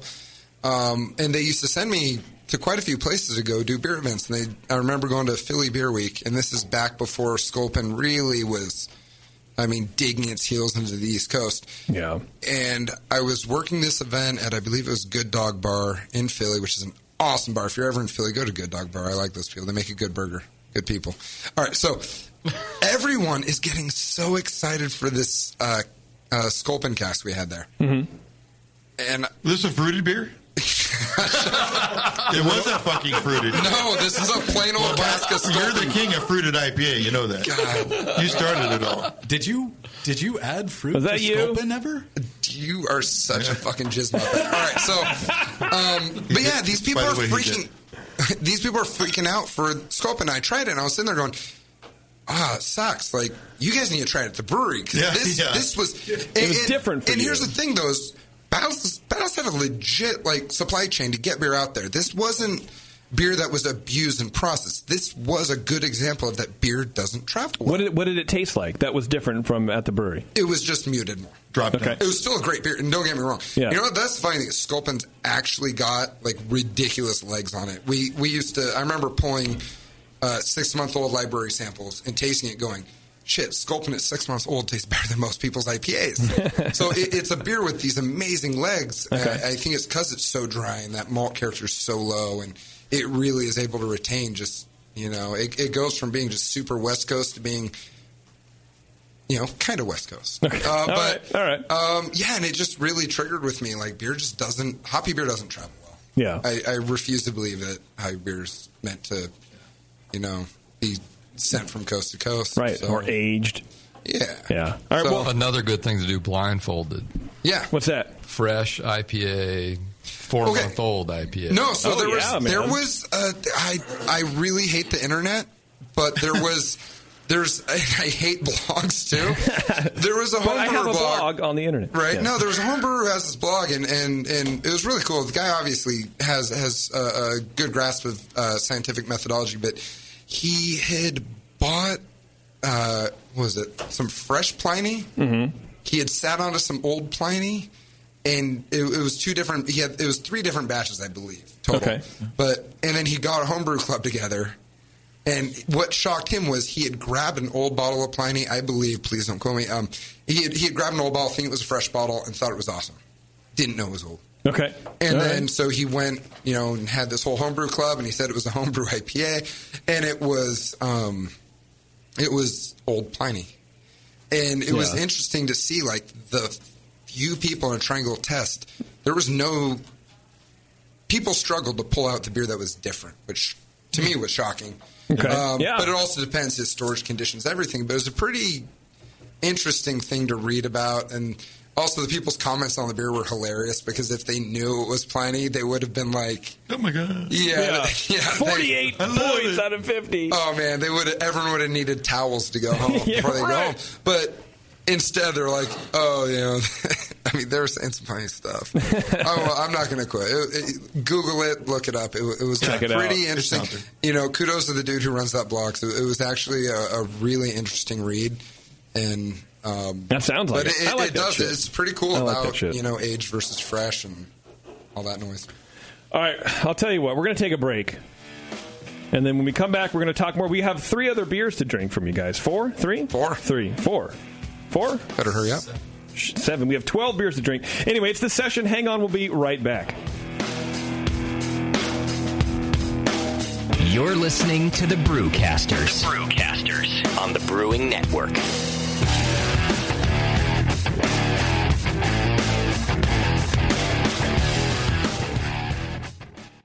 Do you know the 3 most important rules in brewing?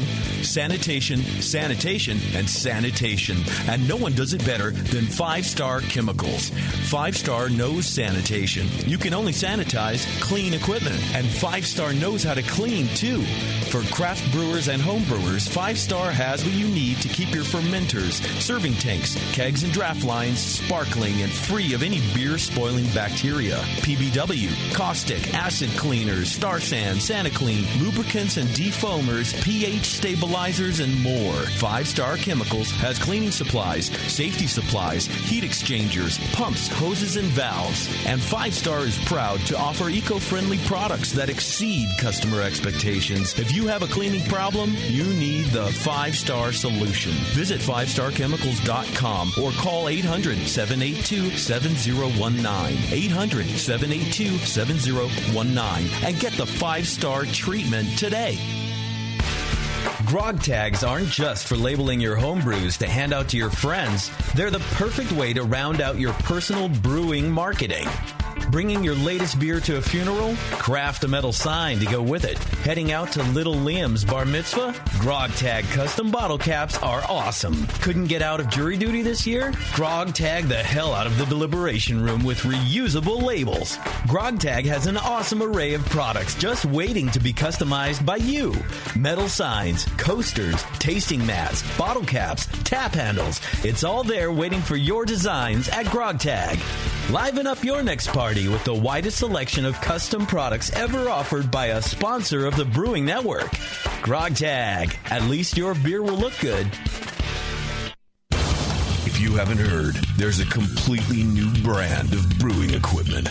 Kettles, burners, and accessories. Trustworthy everyday gear that helps you forge and shape outstanding beer the way you want. It's called Anvil Brewing Equipment. Hi, I'm John Palmer. You may remember me from such self-help books as How to Brew, Brewing Classic Styles, Water, and the Brew Strong podcast. I am very pleased to announce the debut of Anvil Brewing Equipment from Blickman Engineering.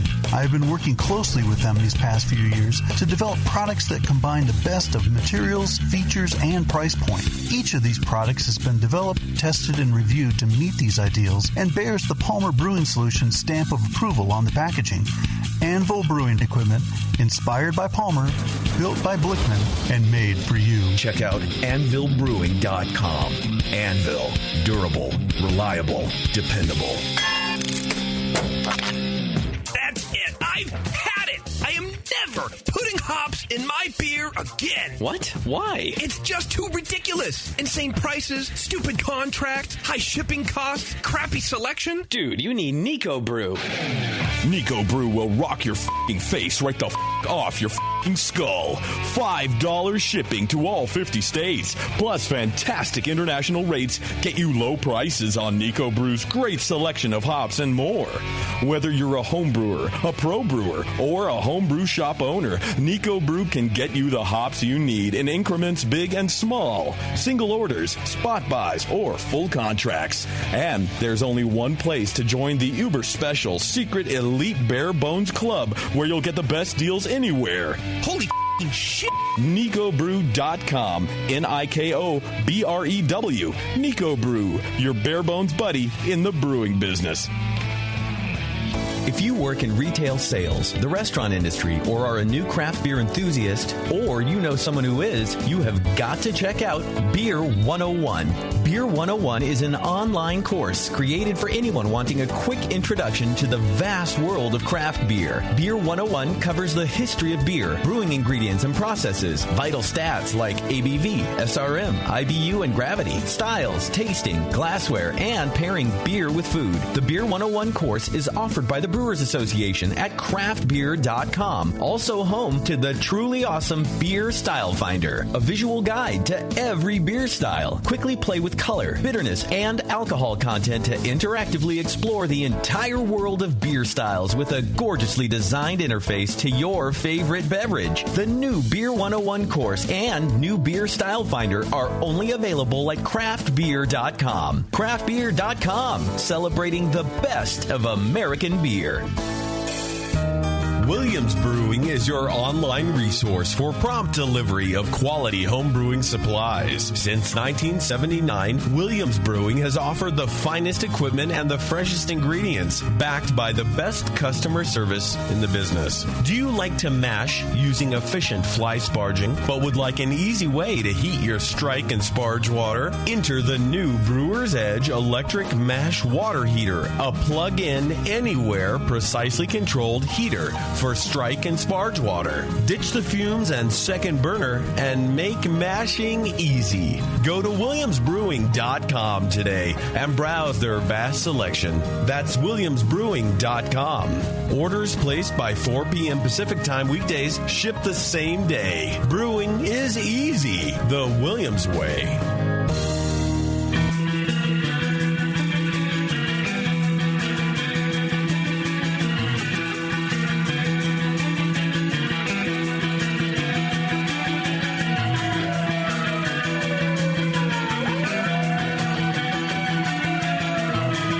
Tuned into this session because life's too short to listen to crappy radio.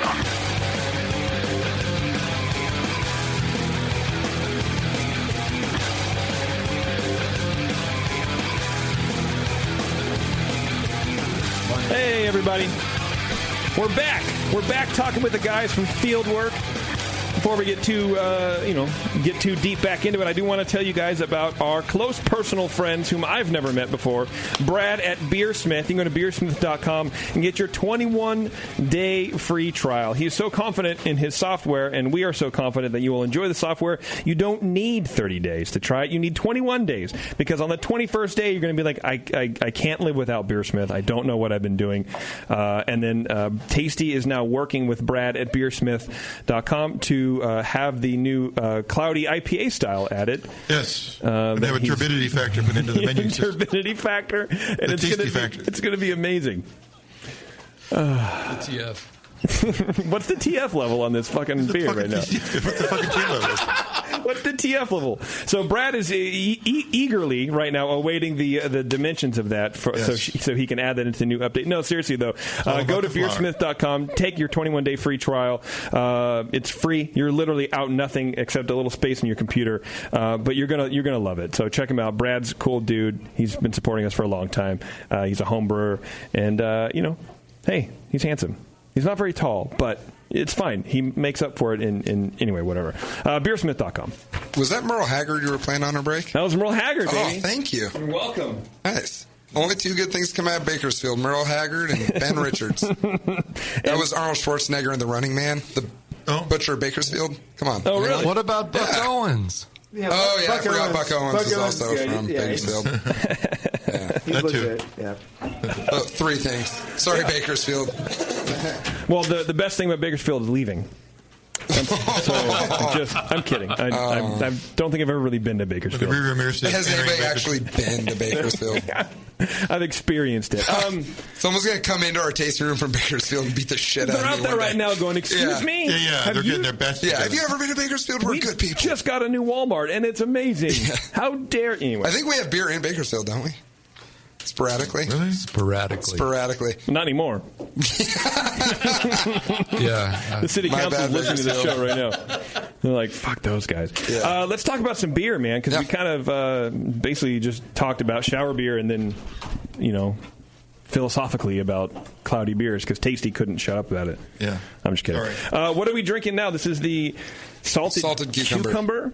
So, why is it a salted? What is it? What style? I need a style. I need a guideline Saison. right now. Okay. So it's farmhouse ale with a ton of sea salt and a ton of cucumber and a ton of yeast ester and mellow malt profile. I mean, it's Saison. We like our Saisons pretty light on malt profile and pretty dry. And why sea salt? Why not sea salt? Even better question. Yeah, we do. Why not more sea salt? Well, no, here's the thing. We do a lot of beers with sea salt in them. I don't know why. Is that a line that you have, like the salted whatever? No, but it kind of is. Like Morton's or something? Or? We do, yeah. Is that what you're asking? When it rains. How about the Morton's? Like Morton, everybody. You're talking about like grill mates? Yeah. Oh, yeah. It'd be nice if we get a rim. We're going to be so recession-proof once we diversify into, like, meat rubs. Yeah. This is going to be awesome. No, you can put them on the rims of the glass. It'd be great. Yeah. Yeah, we're never going to get through these beers with Tasty talk. No, never. Fuck.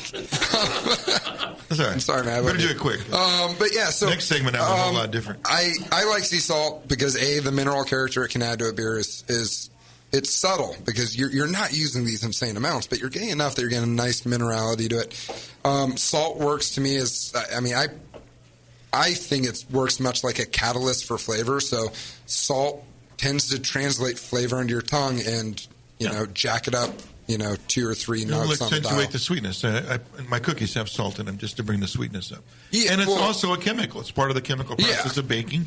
And sodium chloride is part of the chemical process of beer. But, my experience with salt is it will make anything more than what it was. Yeah, so like flavor enhancement. Sweetness. The maltiness of the beer. Exactly. So we use it really to just knock that. Well, also it's supposed to be really refreshing, and so it's supposed to be conceptually like.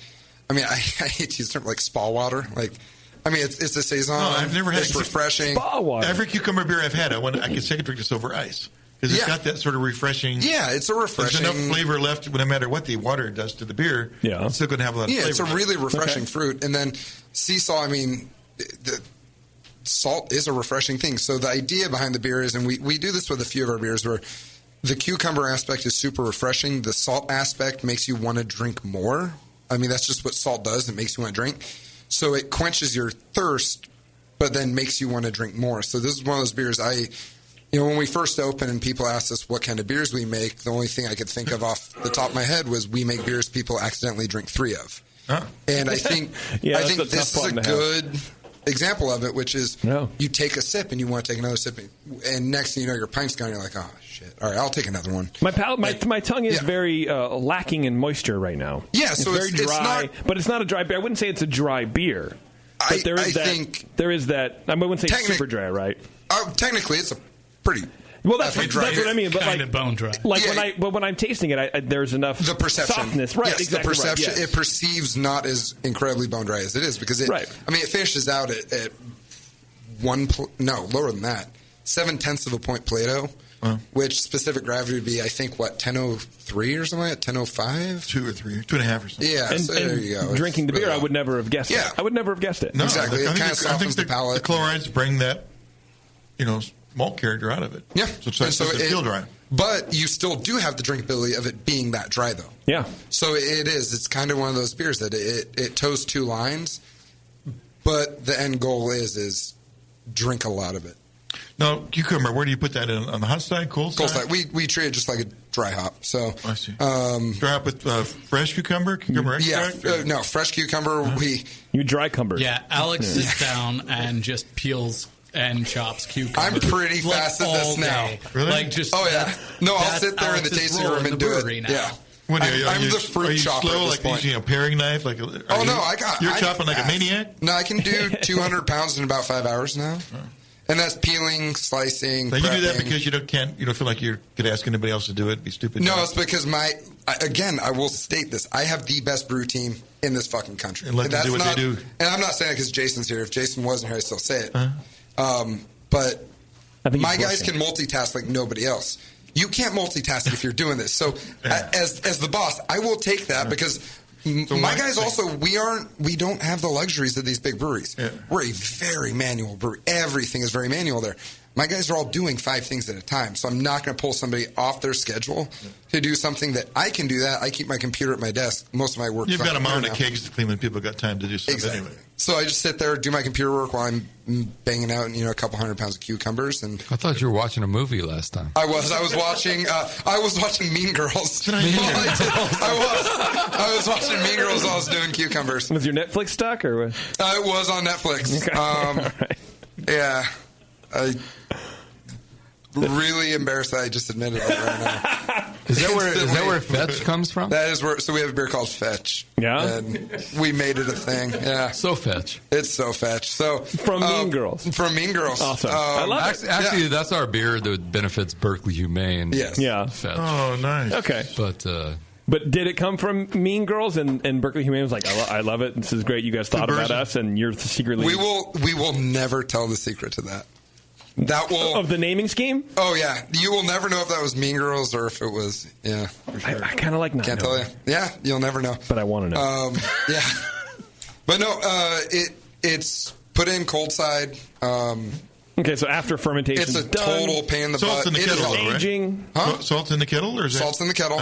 Okay. Just because you get salt will dissolve in cold beer, but it takes longer, and I have my doubts how well it will avoid stratification. Whereas, in the boil, it all dissolves. We got our salt additions kind of down to a science now. Because we do a ton of salty beers. So, that's all hot side. Cucumber gets thrown into the fermenter after it's been chilled. And that's strictly so that when the beer has enough cucumber character, we can rack it off that day. I see. Because otherwise, if you're like, oh, great, cucumber character.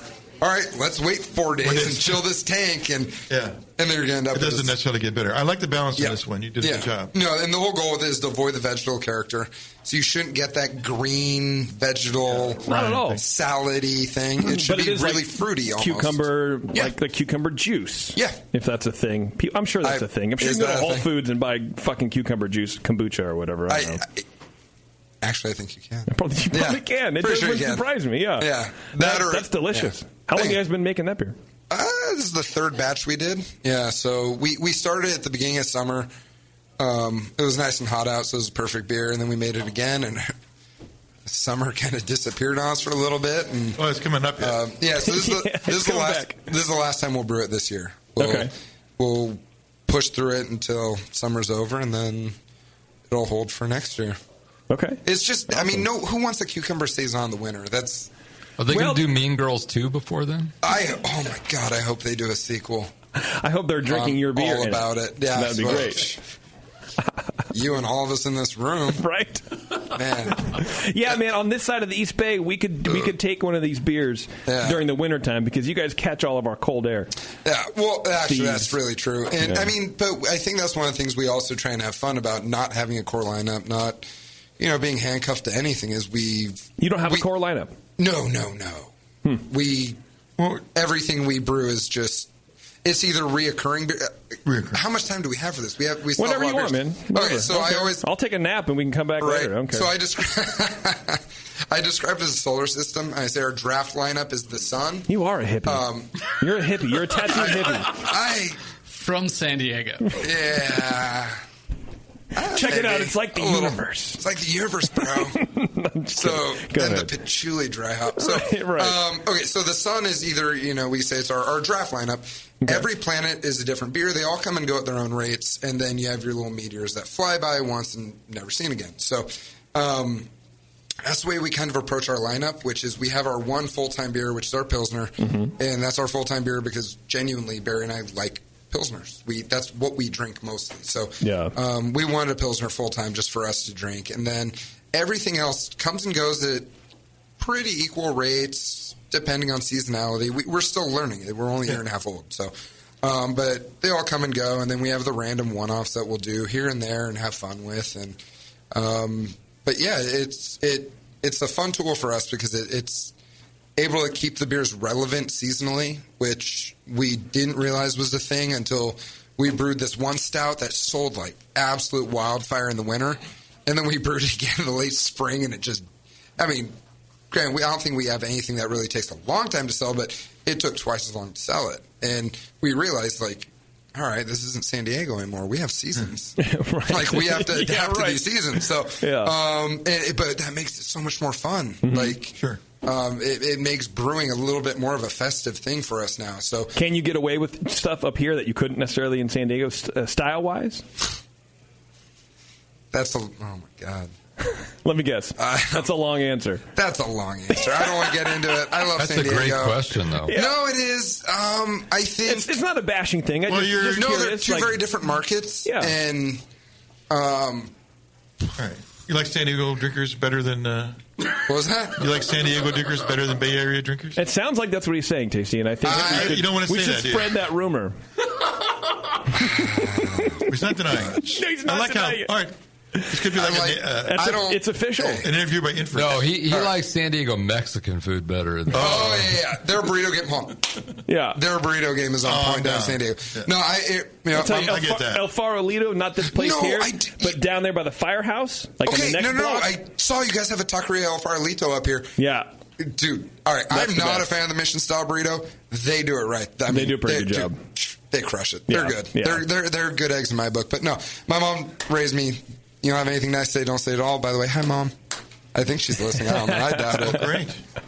My parents. Her language has been impeccable. I know. Mine hasn't been. Yeah. They're probably. She's used to it. She's well used to it. Right. But no, so. Stylistically, I think San Diego and the Bay Area are very similar. I mean, it's an IPA world. There's anything other. You know what? No, I will say actually. Our beer to guard Hannah. That in San Diego would not have sold. And I didn't think it would sell. I mean, I brewed it because I wanted the challenge of making beer to guard because I had only had maybe 3 beer to guards in my life. Right. And one of them being Abbey St. Bonchamp, which is like this bizarre beer to guard, which you can barely classify. And we made it. I'm sitting there going, oh man, this beer's going to take forever to sell. And this is when we were brand new. And I'm like, great, new brewery, weird beer style. People don't know about it. We sold that beer so fast. And we brought it back. And this batch I aged on Brett. And I'm thinking, all right, well, this will take. And then it's flying again. I'm sitting there like, I don't know many markets you can sell a beer to guard that fast. And so the Bay Area, I love it here. The beer scene's awesome. The beer drinkers are awesome. You're buying beer to guard, you're good folk. Like, right. I mean, like, that's not a style most people are going to appreciate, but they really appreciate it here. And I'm stoked. Our lagers fly up here, Pilsners fly, which is something that, again, we made it for us to drink. We didn't make those beers thinking, oh, we're going to sell the hell out of these. We did, But that wasn't Right. the intention. The intention was that we have these awesome lagers and pilsners for us to drink Yeah, ourselves. man, I tell you what, I love the trend of I don't know if it's a trend, but I see more and more breweries putting out lagers, like proper lagers. Yeah. Not like, 3-week-old, 3-week fermentation turnaround, whatever. Oh, it's a, quote, lager. But it's not a lager. Like, it's an actual lager. And you can taste that. And right, TC? Like, we have some here at the bar sometimes that we're, oh, wow, there's more and more Pilsners coming on tap. There's more and more lagers, right? I like that. I think it's great, and I think it's about time we kind of took back the lager. Oh, completely. You know what I mean? I understand that it takes a long time to fucking make a beer. Why is Jason laughing at It's me? not a profitable beer to make. Take back the lager. Yeah. I want to get very aggro about it. I don't know, man. Wait, can we trademark that name tonight? Right, take back the lager. That's. I will give you. I will take 10% of your profit. 10% of what? I don't know, man. I'm just trying There to are be no businessman. profits. So. Yeah. I'm trying to talk business. What do you right want now. 10% of? Shit, I don't know. We're in this industry for friendship. I don't know what I'll you're take doing. 10% friendship. Awesome. Yeah. That's a half a hug. So I'll take it. I'll take but no, like a side hug, if right? you look at the BA puts out the list every year, the top 50 production breweries and craft breweries in the country. Yeah. If you look at it, you can actually. God, I want Bart Watson to graph this out. I don't know if it's possible.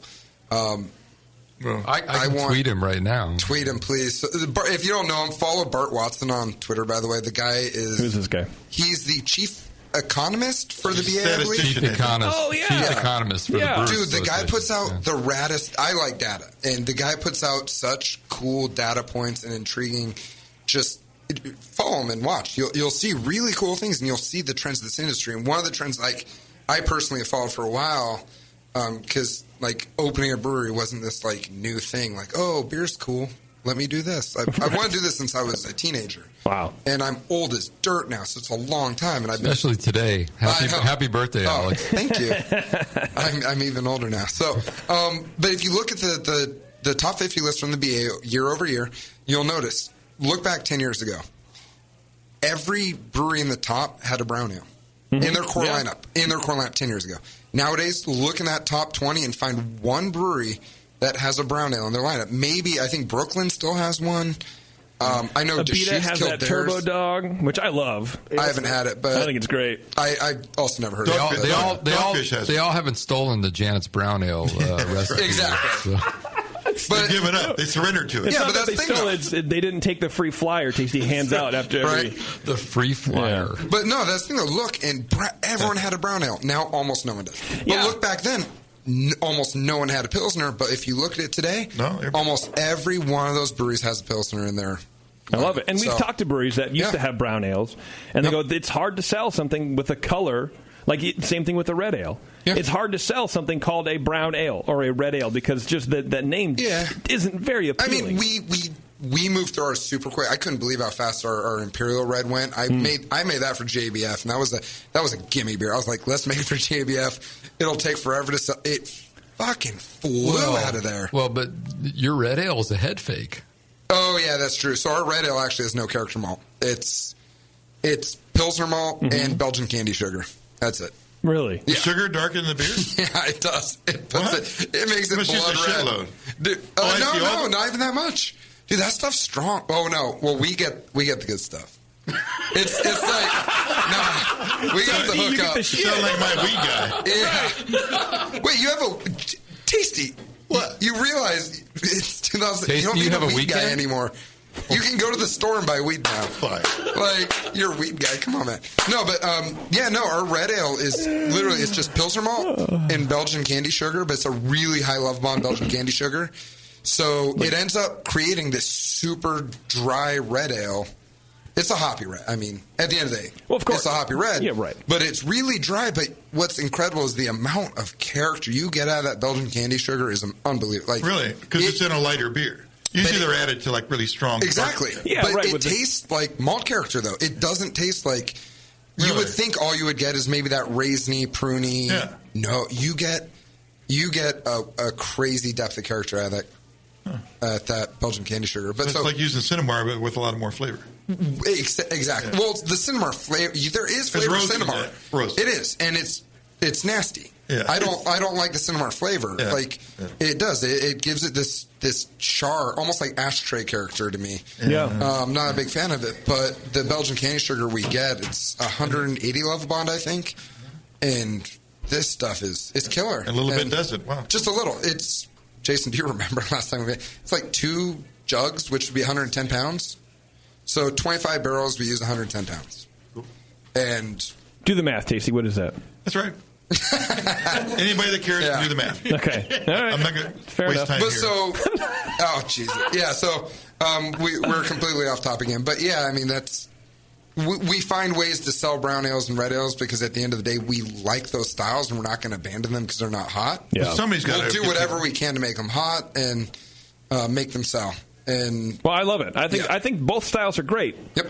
So I'm glad to see that you aren't letting them die. Oh no, brown ale is one of my favorite styles of beer, and I'm baffled why people don't appreciate it more. But it's this perfect in between of pale ale and stout without being as disgusting as blending a pale ale with a stout. Right? It really is this great in between point of maltiness yet drinkability. It's a great style. I wish people appreciate it a little more, but. Hopefully it'll come back around. Speaking of pale ales, yes, I think we're drinking your pale ale right now. All right, so that's Painted Gold. That is pale ale. I'm a huge fan of a bluegrass band out of San Francisco called Brothers Comatose. Okay. By the way, am I allowed to plug things on here? Sure, do whatever you want. I know terrestrial radio, you're not supposed to plug anything. No, but terrestrial radio has listeners. Oh, perfect. So we're fine. So, you're all right. All right, so my mom's going to go buy this album, but because she should be listening. We named this beer after a band called the Brothers Comatose out of San Francisco, bluegrass band. I'm getting a fist bump from in the studio right now. Oh, Kev, you heard about these guys? You've heard of these guys? You've heard of them? Yeah, one of my bartenders at Public House is the manager. Oh, cool. Oh, yeah. I just went and saw them at up in St. Helena. Oh, cool. They're freaking rad. Yeah. Awesome. All right, so they just released a new album recently called City Painted Gold. If you haven't heard it, go buy it on wherever the kids buy music nowadays. Legitimately, like, I'm not kidding. It's a fucking awesome album. Okay. Great Barry band. So they were kind enough to come and play our first anniversary party. I caught them. That's great. Yeah, they're great. And for me, I mean, they were one of my favorite bands before I moved to the Bay Area. 1 year into owning a brewery, all of a sudden I'm sitting there drunk on top of my cold box, watching them play in my brewery. You were drunk, by the way. And real, I was wasted at that point. You couldn't get down. And then I know. Well, I was on the OSHA could be listening. That's true. Yeah, so That's true. we were very safe about everything. But no, I totally had this moment where I realized I was one of those girls from MTV's My Sweet 16. That show where they're screaming, like, buy me my car. That was me. I was sitting there going, my favorite band's playing in my brewery. Like a little, I felt at the same time as accomplished as I felt douchey. And but it's a fine line. I made this beer just because I was really into the album, listening to it, and I don't know. I like the guys. So I was like, I want to make a beer that made me think about their album, and so I want to go for a real golden color. So I went for kind of a hazy pale ale that looks kind of golden in the light from the haze, and really wanted to just drink like a super modern West Coast pale ale. So low bitterness, big. It's a Citra Eldorado Mosaic or Citra Eldorado Motueka. Okay. Wanted to be real, just kind of that juicy, super crushable, pale ale that I'd want to drink. So that, and I had a lot of Citra sitting around. So I was like, all right, let's get rid of some Citra. You're like, let's do this. Let's do a Citra pale. Is this also a Pilsner base malt beer? Yeah, we use Pilsner as a base malt for every single beer, whether it's a stout or... Oh, really? Yeah. Why is that? You just... Which brand? Can you say that? Yeah, you can see it on the... I don't know. They've torn enough bags on us that should we... now you can't. Pay us more. Yeah. No, we... Wait, did they give us a silo yet? Yeah, they didn't give us a silo, so I No. can't mention him. Never mind that. Yeah, we use Great Western's Pilsner Malt, which I really like it because it is, and I hope Great Western doesn't get mad at me, is a super bland malt. That's what I'm saying. It doesn't have that Wireman sort of... Yeah, Wireman's got that little bit of gusto, that graininess to it. You don't get... I mean, it is a... It is a bland base malt. Yeah. But with that is... I mean, I think it would make bad beer on its own. It's a blank slate. Blend in a lot of English base malt. So this beer's got... I think it's 20% Maris Otter, and that gives it that little bit of, that kind of nice sweet bready malt character. Dextrinous character. Yeah, that plays with the hops really well. And 20% Maris Otter, and the rest is Pilsner. So 20% Maris Otter. I'm trying to remember. Man, we have like 100-something beers. I'm trying to remember. I was going to bring my laptop in case I got grilled. Yeah. I think it's about 20% Maris Otter. Well, you've heard the show before. You should expect this. That's bullshit. I know. I'm stupid. That's fucked up. 10% oats, 10% wheat. There's no crystal malt, I don't think. I think that's it, really. Okay. 10% wheat. Why did you use wheat? Why? Why? Head retention. Okay. 10% though. That's a lot. Yeah, but you can't taste. I mean, no, you can't taste. Well, but you were going for 10% under. In my opinion, you can't really taste anything. You were going for hazy anyways, and is that what you're saying? Are you saying that it's because you can't use that much because hazy. No, unless you do like higher amounts of it. Well, see, no. People on the internet will say that you can. The reality is, you're right. I mean, we've made how much is the most beer you've mashed in at our brewery of wheat malt? Probably like 45%ish. About 30 to 40%, at least. And they come out crystal fucking because it's really? yeast. Yeah. Okay. Raw wheat will be more hazy. That's what you're talking about the last segment. Those raw grains will give that to you. Yeah. So why were you saying that 10%'s a lot? Just because it's usually like 4 or 5% will give you what you want. Yeah. Okay. But whatever. But you were concerned about flavor? Well, we also use wheat for body. We use it for head retention. It's a little fruitiness maybe in larger amounts. Okay. All right. And like the flavor. I mean, if we do, we have a lot of beers where we use wheat for the flavor too. Excellent. I mean, we have a number of IPAs where they are 30-something% wheat because I like with certain white wheat malts you get this nice doughiness. Mm-hmm. That's the only way I could describe it. I'm not too good with words. His descriptions for his beers are like 600 words. I swear. Yeah, that's true. I get kind of into it. Yeah. But yeah. So to me it's just a beer about being, a pale ale that still has a lot of body from those oats and those wheat. And the complexity of the malt bill? Yeah, and giving it some base malts that back up the hops really well. I think Maris Otter with Citra is like just delicious together. They play really well together. And the Motueka and El Dorado were just kind of brighten it up because Citra's kind of a finicky hop sometimes, so I wanted something that played well with them that I knew would be juicy and that's smart. Fruity. Yeah. Usually malts are your kind of like the forgotten part of the beer recipe. Yeah. Well, pairing them with the hops is just a great concept. Well, I tell everybody that's I call it new school balanced because IPAs back in the day used to be like balanced meant enough malt character and sweetness to balance out this bitterness. To me, it's using your base malts or your specialty malts to accentuate the hop character. Yeah. So we don't do a lot of specialty malt in our beers, but every malt is in there to accentuate that hop that's in there. It's not, well, this would taste good and this would taste good. Let's put them together. It's, everything's thought out. It's not, just spinning a wheel going, let's pick a specialty malt, well, let's pick a hop. It's well thought out. Excellent. Yeah. Can we try that sometime? We can do that. Well, the wheel of ingredients. We gotta go down Wheel of Fortune beer. Does anyone know if they have manatees in Monterey? There are no manatees in Monterey. I'm at the aquarium, but so there's not. Oh, I've never. I don't know if there's any manatees in the aquarium. Because I want to do that was a South Park episode, right? Where they got the manatees. We'll do it with balls. We'll have manatees brew a beer for us. It'll be like 6-row, flake corn, special B. Willamette hops. I'm looking right now. I swear to God, I'm looking. You spin the wheel for the malt, then you spin it again for percentage. But they do have a sperm whale, and I think that could be equally as intriguing. I don't think it works with the sperm whale. I think it only works with the manatee. It can't. How about jellyfish? It might work with jellyfish. Well, okay, it'll work with the jellyfish, but it won't be as funny as the manatees. Well, but with the jellyfish, manatees are fucking funny. If we throw Jason in there half naked and we just write ingredients on his body where the jellyfish stings him, those are the ingredients we use. Good luck with that, Jason. Wait, which Jason are we talking about? This one here.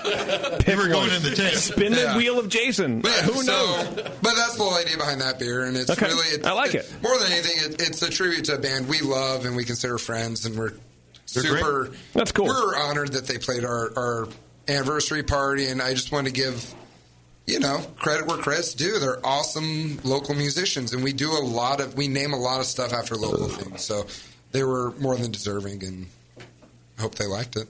Awesome. Yeah. Never heard from them again. No. They played your party, and they're like... They stopped in town, had sex with us, and then I woke up in the morning, and there was this folded-up paper airplane next to me. I opened it, and it was like, thanks, bro. Yeah. I was like, that's nice. They used us. No. They'll come in every once in a while. They're touring like crazy because they're an awesome band, and that's what good bands do. Cool. So, yeah.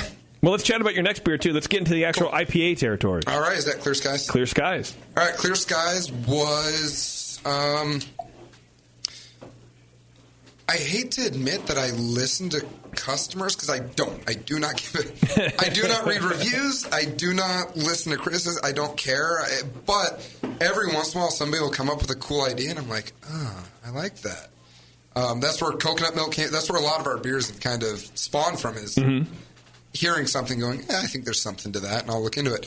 When we first released St. Thomas, which is a Mosaic single hop beer, it's like brewery favorite. We all love that beer. Customers love it.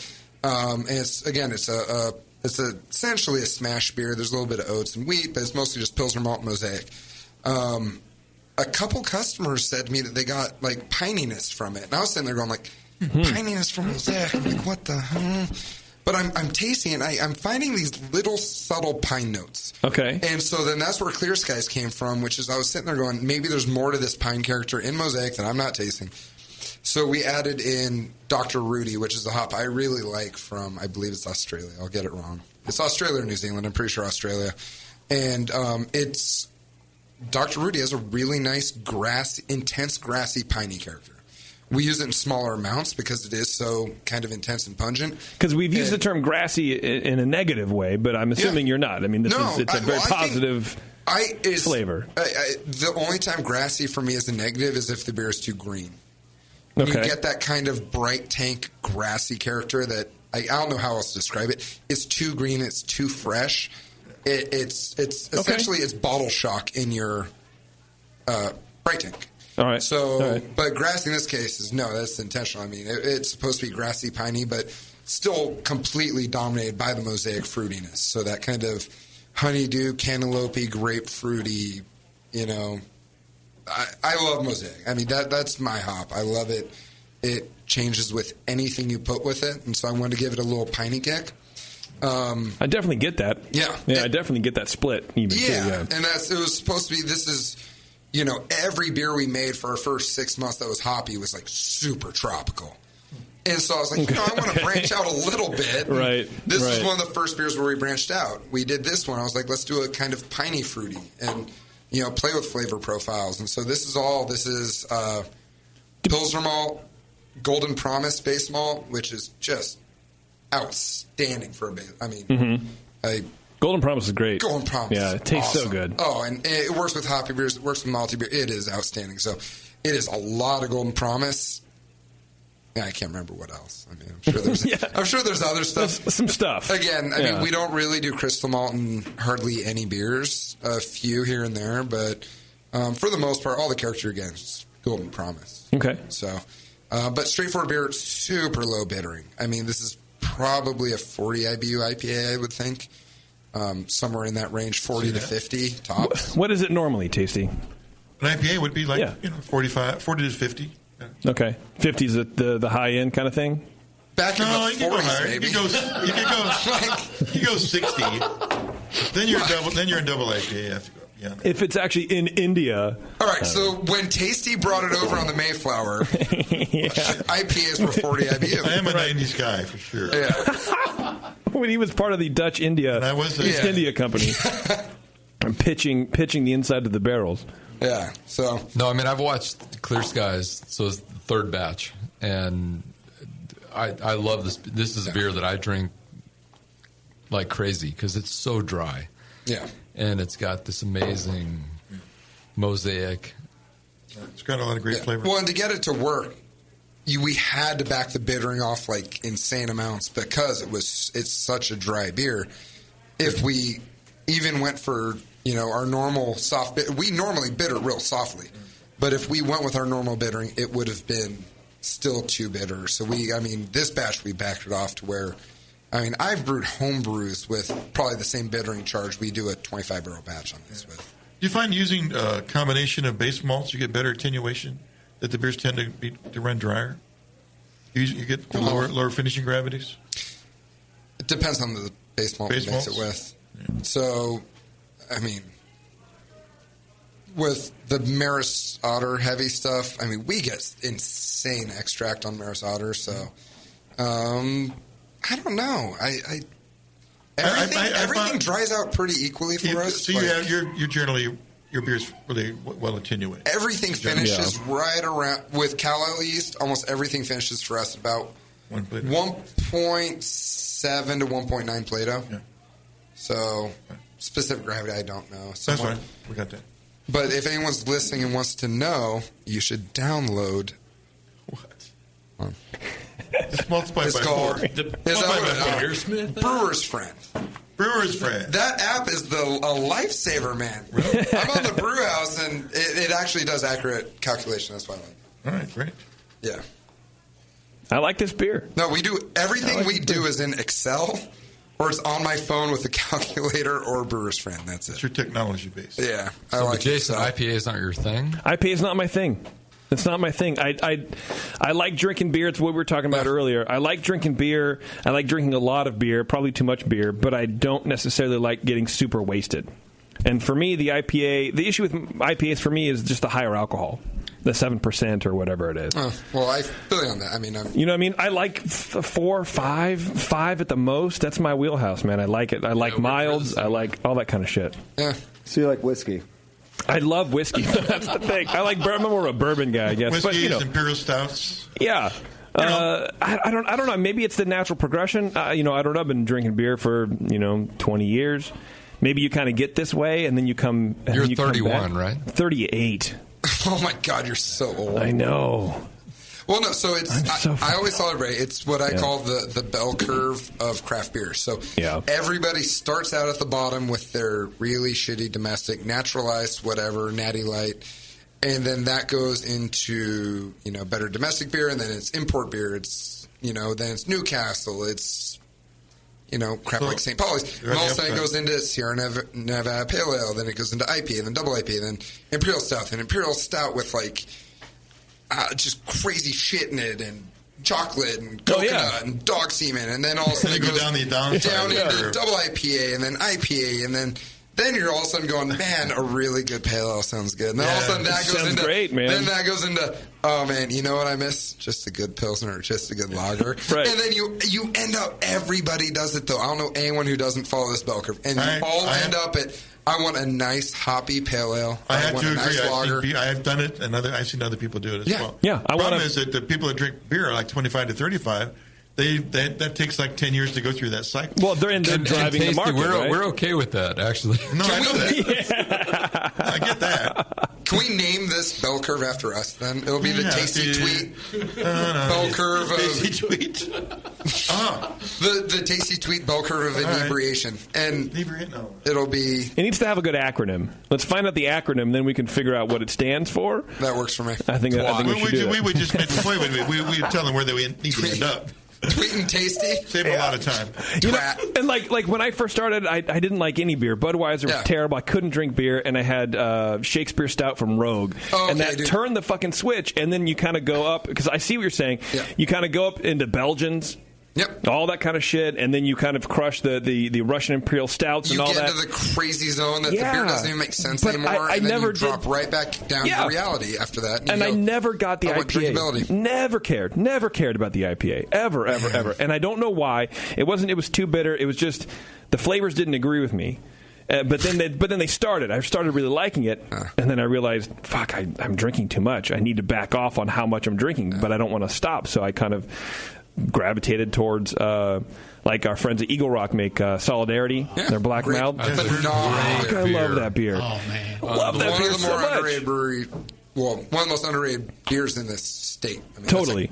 And they just had to drop it down to seasonal because nobody was buying it. He goes, brewers would come in. It's great. And it's not an easy beer to pull off either. No, not at all. It's a complex beer. And so they were telling me, they're like, the brewers come in, other brewers come in and drink this nonstop. Yeah. But we need to make more popular. We need to make more IPA. Yeah. Because that's what people are I would say, unfortunately, if I wasn't hosting, but that's what people are buying. Yeah. And I don't doubt it. Yeah. But I'm not saying it's terrible. Sometimes I do just because I like, stirring the pot. But it's a delicious beer. It's a really good beer. And it's not as aggressive as a lot of other IPAs that I've had, too. Well, and that's one thing I noticed, especially when we were at the infancy of modern times and people were trying to figure out who we were, what we were, and all that. And the one thing I got from a lot of customers was they were coming in and going, I don't like IPA, but I like yours. Which was weird to me because I'm sitting there going, "Yeah, we're just making good beer. Like it's not." And I realized, like, oh man, like it's resonating that it's people say constantly, "I don't like IPA" or "I don't like hoppy beer." What they're saying is, "I don't like overly bitter beer," and that I think is something that is lost in translation when talking about beer, and that's something that it's fine. We have a beer we call Misfit Stream IPA, which is supposed to be our super bitter West Coast style IPA. We still can't make it bitter because I keep adding more hops into the bowl every time. And I'm sitting there going, like, one of these days it's going to be really bitter. It's still not. It's still super crushable. It's like, why is that? What are you doing? Because I'm just real light-handed on bittering side. I'm sorry, I keep going away from that. But it's not. It's not in me to be like, let's bitter the shit out of this IPA and let's blow pallets apart. It's not like you just discovered hops. Yeah. Okay, right. Yeah. Okay, right. Yeah, it's... No, you're further along the bell curve, and I think you're trying to get customers to be the same place. I'm brewing what I want to drink and hoping people catch on and think... That's why you have different breweries, and you can align with those the beers that you like. Yeah, and we're just not running at it with handfuls of hops like we're trying to make a fucking Jackson Pollock. That's a no-brainer. And throwing stuff. Like, right. There's a methodology to it, and there's reason behind how we do everything. Let me ask Mark. Mark, you're the sales guy. Yes. Are you finding people are aligning with this weird way of not really you just kind of brewing whatever they want to do? Absolutely. I mean, the one thing that I notice, same thing that Alex just was commenting on is they'll taste our IPA and they're like, I normally don't drink IPAs, but I love your IPAs because they're not so hoppy. And I'm like, actually, that's not the case. They're actually extremely hoppy. Yeah. They're just not bitter, and they're like, oh. Because, they don't, a lot of people don't know, what hops do to a beer, how they're flavored, so, but they create bitterness, flavor, aromatics, all that. But there needs to be there is a differentiation that a lot of people don't get. That's hoppy bitter. Yeah, they are different. They are different terms. Hop flavor for sure. versus hop bitterness. And exactly. You guys are very focused on the hop flavor side. So I mean, it's. Hey, Mark, get closer to your microphone. Can you hear me? You can move it up. You're good. Hey, just pretend it's a penis. Yeah, there you go. So thanks. See, Alex. now we can all hear better. Thank you. Well, there goes his mother. She's whatever works. The show just got really interesting. You guys are going to have to swap out that foam cover, but yeah. Anyway.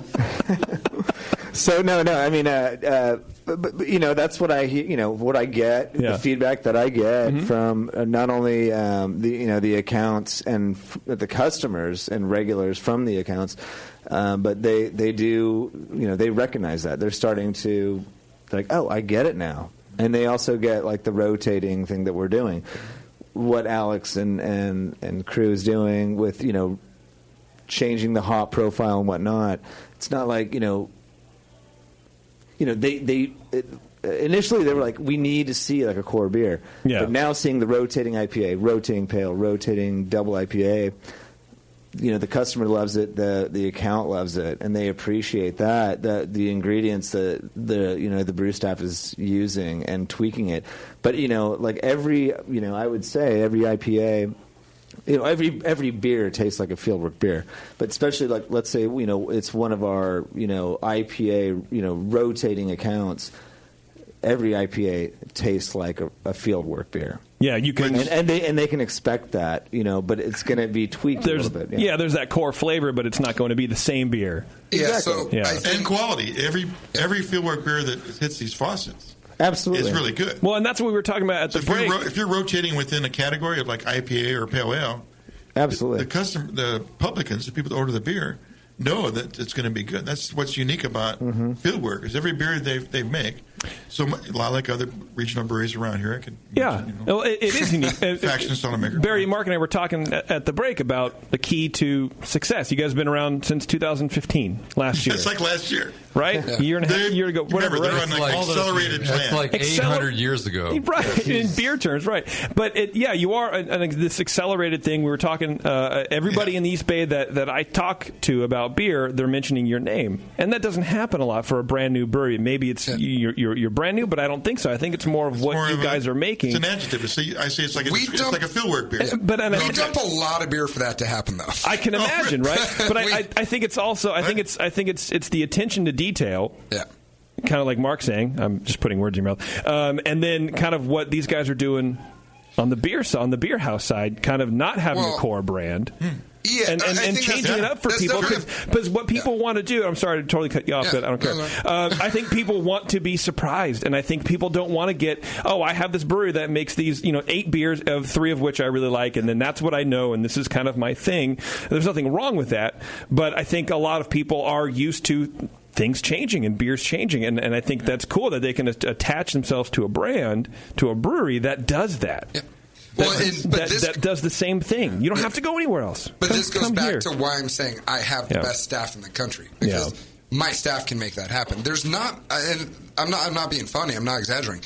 I don't know that many brew staffs that can walk in every day of the week, pick up a piece of paper, run onto the brew house, not know how much water to use, not know how much, and to figure it out just because you've brewed so much on the system, you have the feel for it. You've got it in your feet. That's one way I could describe it. When you're brewing, when you're a really good brewer, you brew with your feet. You feel the vibration of the pump in your feet. You just know how to make beer.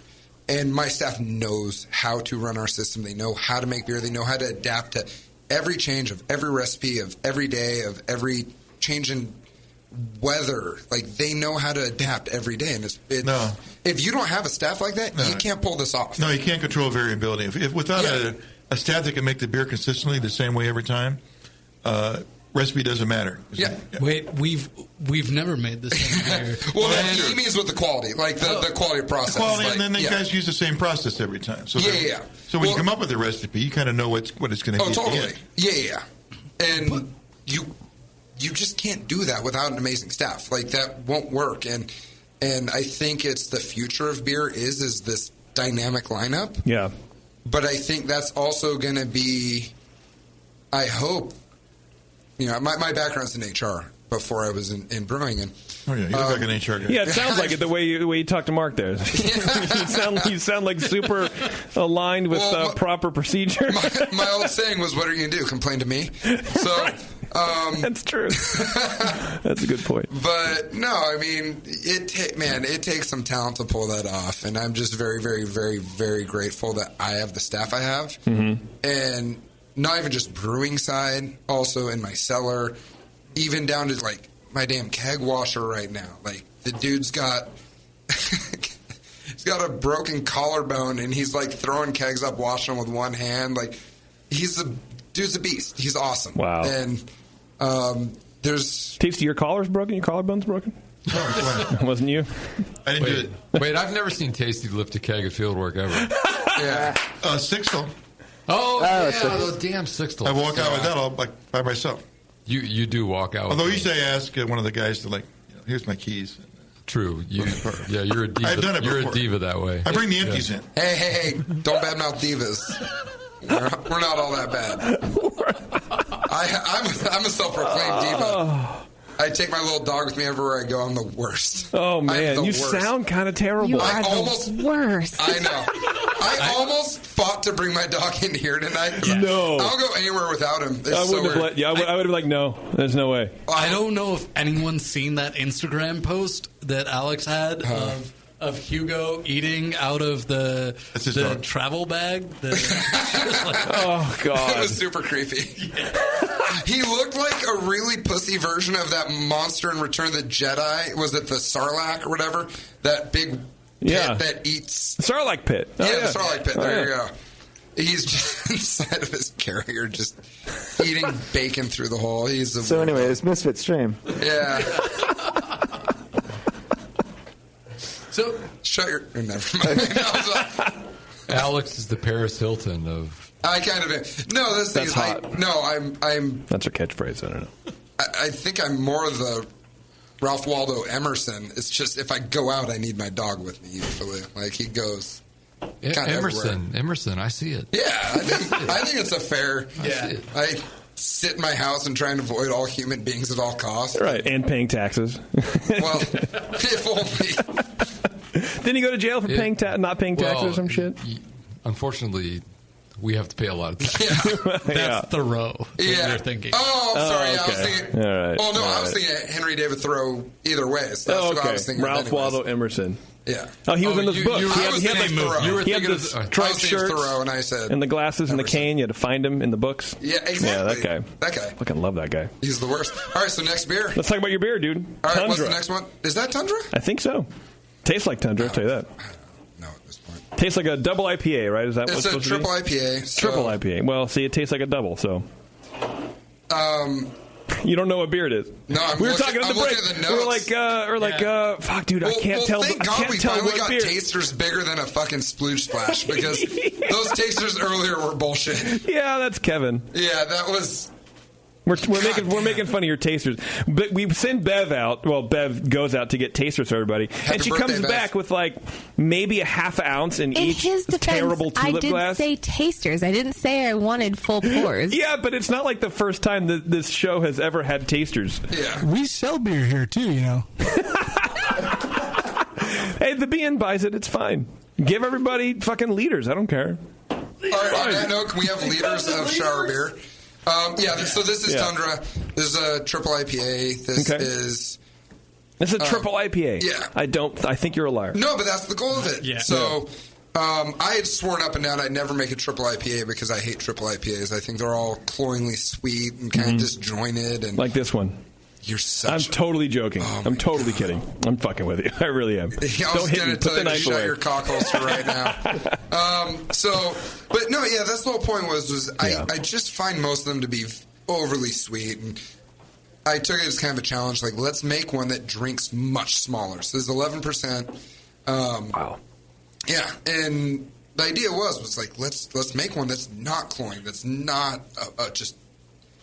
I don't want to talk shit because I'm sure there are good ones out there. I don't order them. So all my friend breweries, I'm sorry. I probably haven't had yours. You haven't tried but the ones Evil I've had were... You haven't tried Evil 3 yet, evidently. No, I definitely haven't. I've wanted to. Well, you did Nobody that with else Mitch has Steele, either, right? so. Yeah. Heretic. All right. I mean, it's Hugh, Jamil, and Mitch. It's going to be a good fucking beer. Sure. Like, there's... Oh, my God. Tasty looks so... We tried Tasty looks like borderline upset at me right now. Like... What? Like, he's like, yeah, sure. Okay, whatever. Yeah, I've never made a gold medal winning triple. I forget we're on the podcast. I feel like we're just like hanging out. Yeah, I didn't want to go eat there. Whatever. Fine. No, yeah, I'll get Chinese food. Whatever.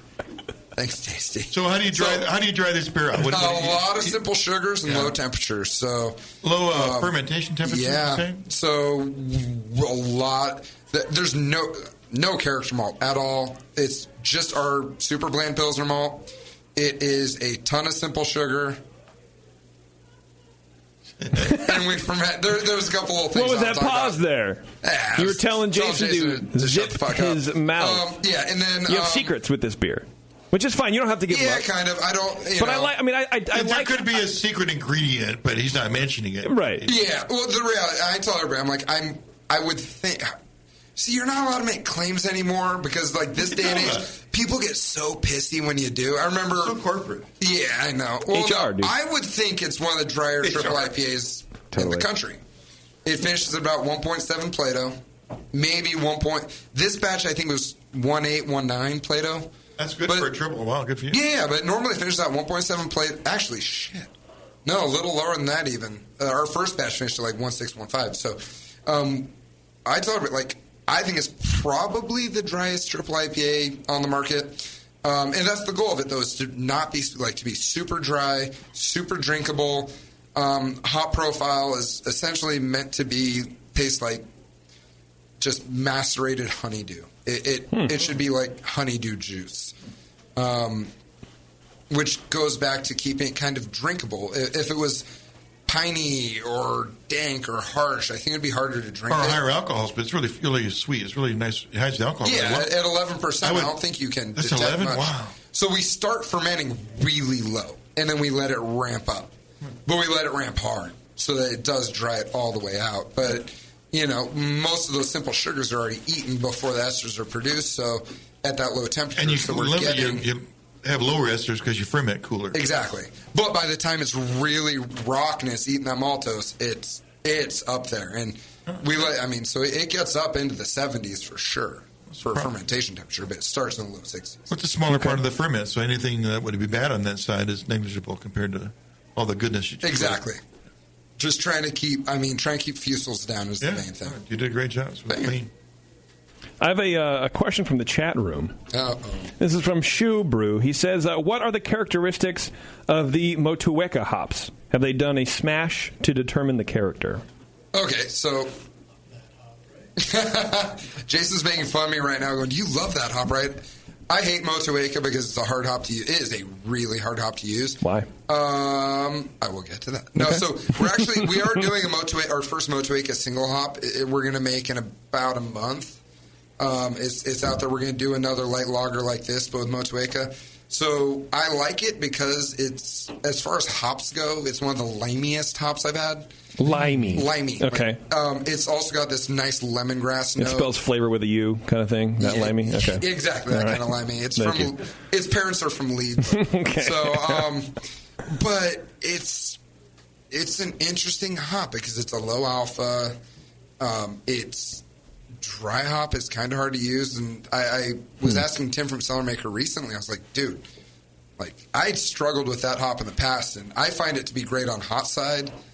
Do not like it cold side at all. And I was asking Tim from Cellar Maker, and he uses I shouldn't tell him. I can't air other people's tricks, can I? That's kind of a dick move. You can. Dude, telling me You're able to. You're totally able to. I drop Vinny all the time on here. Whatever he's doing, I tell you. No, but every salesperson in Northern California drops Vinny on everything. Oh, open a brewery, man, and every single person will come to you and be like, well, Vinny uses this. And you're supposed to just bite on it instantly. Well, Vinny does this with this. Okay, dude. All right. I guess I have to buy this now. Give me somebody else that does something. Come on. All right, I know. But, yeah, so... Vinny breathes through his nose, too. Yeah. Fine. What's Cellar Maker doing that? No, I mean, they were pretty much, they told me they had kind of agreed that it's tricky to use. And they use about, I want to say Tim said, about 20-25% more than they normally would with another hop with that. And that actually makes sense to me because it's hard cold side to get character from it. To balance that out. Yeah, but so they'll use more. Get more to just... Got it. But Cellar Maker, man, those dudes are savages. They're not scared of... They don't worry about yield. They don't worry about nothing. Mm-hmm. It's cool, man. I love listening to Tim talk about beer because I'm sitting there like... You're calling me a hippie. That dude's a fucking free spirit. That dude's a free spirit with beer, man. He's a vigilante. He's a cowboy. He's a totally, he is. He's a cowboy. He's a vigilante. Yeah. There's no limits with him. I just love it. Yeah, because, he doesn't... You should do a collaboration. Call it fucking Vigilante. Yeah. I get 10% of that profit, Barry. I get 10% of the profits of that. Yeah, I'm sorry. That door is closed. Fuck. Open it up. You still get hugs, though. Good. That's cool. But yeah, so, but I learned my experience. I like Motueka a lot more hot side. Okay. So with our beers with Motueka, we load up hot side to get all the lime character we're looking for. Mm-hmm. And then typically zero dry hop.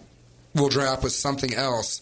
And then we use the lime in that hot side to be a component of the greater picture, which is... Okay. Does that make sense? Yeah, totally. The flavor carries over, and then you accentuate that with the dry hop. Exactly. Okay, great.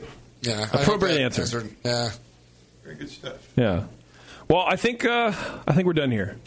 Oh, well. I think that's it. No more questions. Do you have another question? No, I am out of questions. You got to pee, but you're full of pee.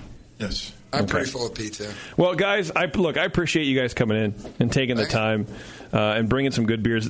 Half the questions I had we didn't even get to because of fucking windbag over here. But well, come on, give us one. I can't. because I really didn't have any. I was pretending that I was a better interviewer. You called me out. We found you out. This guy's ruthless. Man. No, seriously, though, I appreciate you guys coming in. The beers are tasting great, and I will say that I'm not going to hate so much on the turbid, cloudy bullshit now because I talked to you guys. You got to judge every beer on its own merit. Yeah, and we'll start doing more science about it. Yeah. I think that's cool. I think we demand it. It's that turbidity factor. And we want you on the blindfolded tasting panel. I would, in all honesty, I would love to do that because I want to be proven wrong. Everyone else tells me I'm wrong. I might as well find out for myself. I don't know that you're wrong. But you're just not right. But it's craft. That's what's fun. Yeah. Right? Just keep keeping on. That's true. All right, guys. Fieldwork. Next time you guys are in Berkeley or Sacramento, do me a favor. When's the Sacramento joint opening up? When's the Napa joint opening up? Sacramento's open and having fun with that, and Napa opens in mid-October. Awesome. What's the address in Sacramento? Oh, thank you, Tasty. Well, I'm going to be by there this week. 1805 Capitol Avenue. Let me type that in. 1805 Capitol Avenue. Is that in Tasty, 1805 Capitol Avenue. Tasty, three times is what. I got it now, 1805. Tasty, that's your hand. That's I'm not going to your be able phone. to tell my Uber guy that. 1805 My Uber guy. He has a guy for everything. How far is that from the Capitol Mall where the beer fest is? The Craft Beer Summit. It's really close. It is. I could walk from your place to there. Tasty, I hope you can walk. If you can walk stuff for debate, I'm not sure. I can walk it. With that bad hip of yours, who knows? Okay, it's walkable. You can definitely walk it, Tasty. There's some others among us who might have problems, but well, I'm going to be out. Yeah, I'm going to be out great. several times during the Craft Beer Summit. The Craft Beer Summit. You going to be in town? I'll be there tomorrow. No, Wednesday. Sorry, doesn't Wednesday. work for him. I think I get into town Thursday. I was going to make that my first stop. It should be your first stop. That's what I'm thinking. Always. Not the hotel. All right, guys. Thanks a lot. We're going to take a break. You guys are more than welcome to hang out. And, we're not really going to do anything extra. Why won't this fucking start, dude? You got the Twitter game and that stuff coming up later after the break, right? Yeah, but now my stupid friggin' thing isn't working. Can't go to break, huh? All right. Get off your knees. You're blowing the radio show. What the fuck is going on? I fucking hate radio. I'm over it. I don't want to do it anymore. Clear the thing. Bring on the thing. Start the thing. There we go. All right, everybody. It's the session. We'll be right back. We're going to do the Twitter game. We're going to give away a Catalyst. And then we're going to see how drunk Bev is. Hang on. We'll be right back.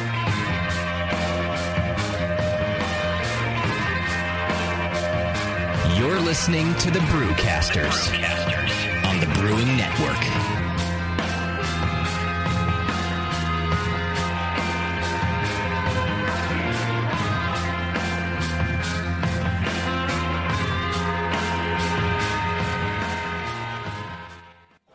Hey guys, what'll it be? I'm not sure. What do you recommend? A lot of people seem to like the Hefeweizen. Is that a German Hefeweizen or more of an American-style wheat beer? I'm not sure, but I can give you a taste.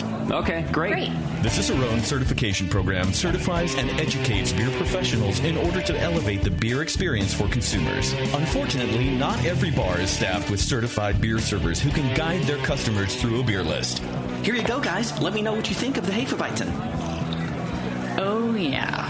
That's definitely more of an American meat. But I can hardly tell because this beer just smells like sour butter. I wonder how long it's been since they cleaned the draft line. Yeah, and look at the bubbles on the side of the glass. It's filthy. Somebody should tell these guys about the Cicerone program. For sure. How about we head somewhere else for another beer? Your server should give beer the same respect you do. Request quality. The Cicerone Certification Program offers 4 levels of beer certification, in-person classes, and course books for beer professionals. Check them out at cicerone.org. The Cicerone Certification Program. We know beer. With over 20 years of experience making world-class craft beer and more than 100 gold medals in international competitions, Moylan's Brewing Company is not just a pretty face in craft beer. Just ask Brendan Moylan. What do we got here? The beer of the hour. Moylan's, gotta love that big M. It's like a sign of awesomeness. Woo-hoo! It's got an extra kick to it. Let's pour this bad boy. Oh, yeah. Oh, Moylan's. The end of the night when the kids are finally in bed, the wife's in bed, nobody's bothering your ass anymore. That's Moylan's time. Moylan's is for you. Yeah. It's to help you out. Yeah. It helps me out. What? Well, because it's freaking awesome. Northern California brewed. It's brewed with love. With love? Oh, yeah. Tremendous. And it's always best where? Moylan's. You gotta try it. On tap at Moylan's in Novato. They're friggin' awesome. Not only because I own the brewery, because I love the beer. Cheers. Boom. Kilt Lifter Scotch Ale takes big beers to a whole new level with rich malt balanced perfectly with delicate hops, and now comes in 4-pack tall boy cans so you can take the party on the go. Or come to the brewery, take a tour, and try any of Moylan's fresh creations right from the source. Check them out at moylans.com. Your support of the Brewing Network means everything to us. We couldn't produce shows without you. And we love giving you something extra for that support. Like Brew Your Own magazine. You already know it's a great brewing magazine full of recipes, equipment how-tos, discussions of beer styles, and brewing techniques. Whether you're new to brewing and just starting out or you're an old pro, you'll always learn something from the articles in Brew Your Own. Plus, they're amazing special issues like plans for building a Brutus 10 system, 250 classic clone recipes, and the Homebrewer's Answer Book. Brew Your Own magazine and BYO.com are awesome resources for any brewer, whether for yourself or as a gift. When you subscribe or resubscribe from the Brewing Network homepage, you directly support programs like this. Get a great magazine and support the Brewing Network. Subscribe to Brew Your Own right from thebrewingnetwork.com.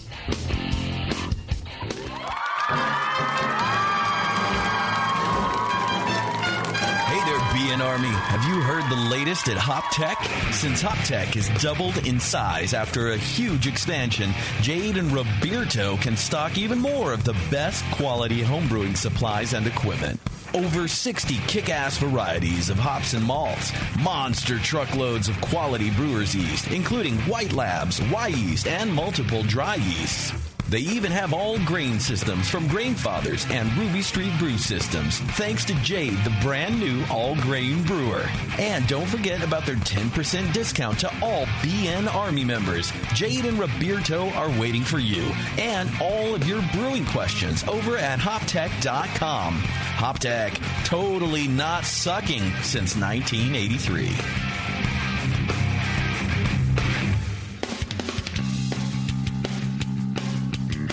Hey, my brewing brothers and sisters. This is Jamel Zainashev, and I want to tell you about Heretic Evil Twin. You might be familiar with my homebrew recipe, which uses massive late hopping to create a balance between the malty sweet and the hoppy bitter, along with an outrageous malt and hop character. I wanted a beer with the same bold hop and malt character, so we played around with the homebrew recipe until we were able to make a great commercial version too. We've created a beer rich in malt character, full of caramel, toast, biscuit, and an ever so subtle roast note. On top of that, we piled in an insane amount of Citra and Columbus hops at the end of the boil, as well as in dry hopping. This damn-the-cost approach to hopping gives Heretic's Evil Twin a great blast of citrus and tropical fruit that can't be matched by any other hop. The result is a bold, malty, hoppy, but easy-drinking beer. This is our top seller, our flagship beer, and I couldn't be prouder of it. Cheers. To find Heretic beers near you, click on Find Some at hereticbrewing.com. You're listening to the Brewing Network. Because like beer, radio shouldn't suck.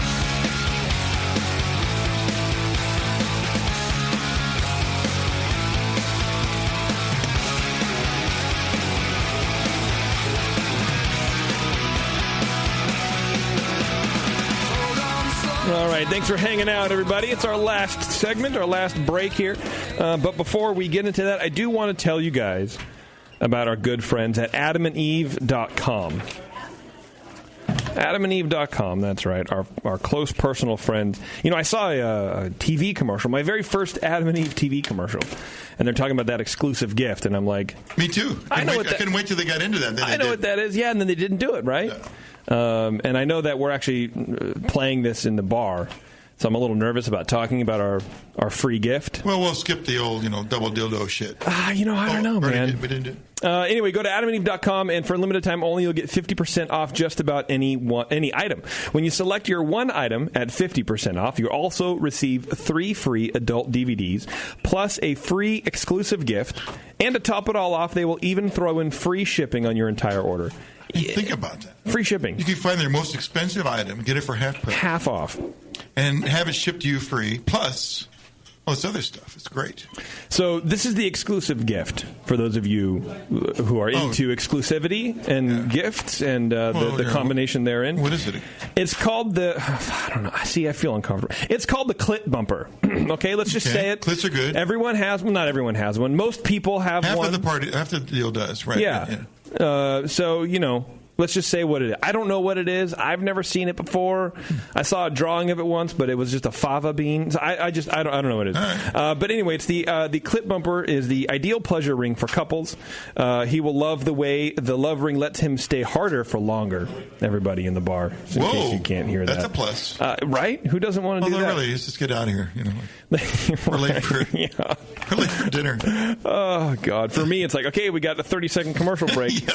Taryn, let's do this. Anyway, if you want to go longer. Yeah. It increases, if you want to do that, if it's a young man's game, but if you want to do it, increases the strength. Look, maybe you're like Doc and you're dating like 30 years, below you. Exactly. You want a little more more thing.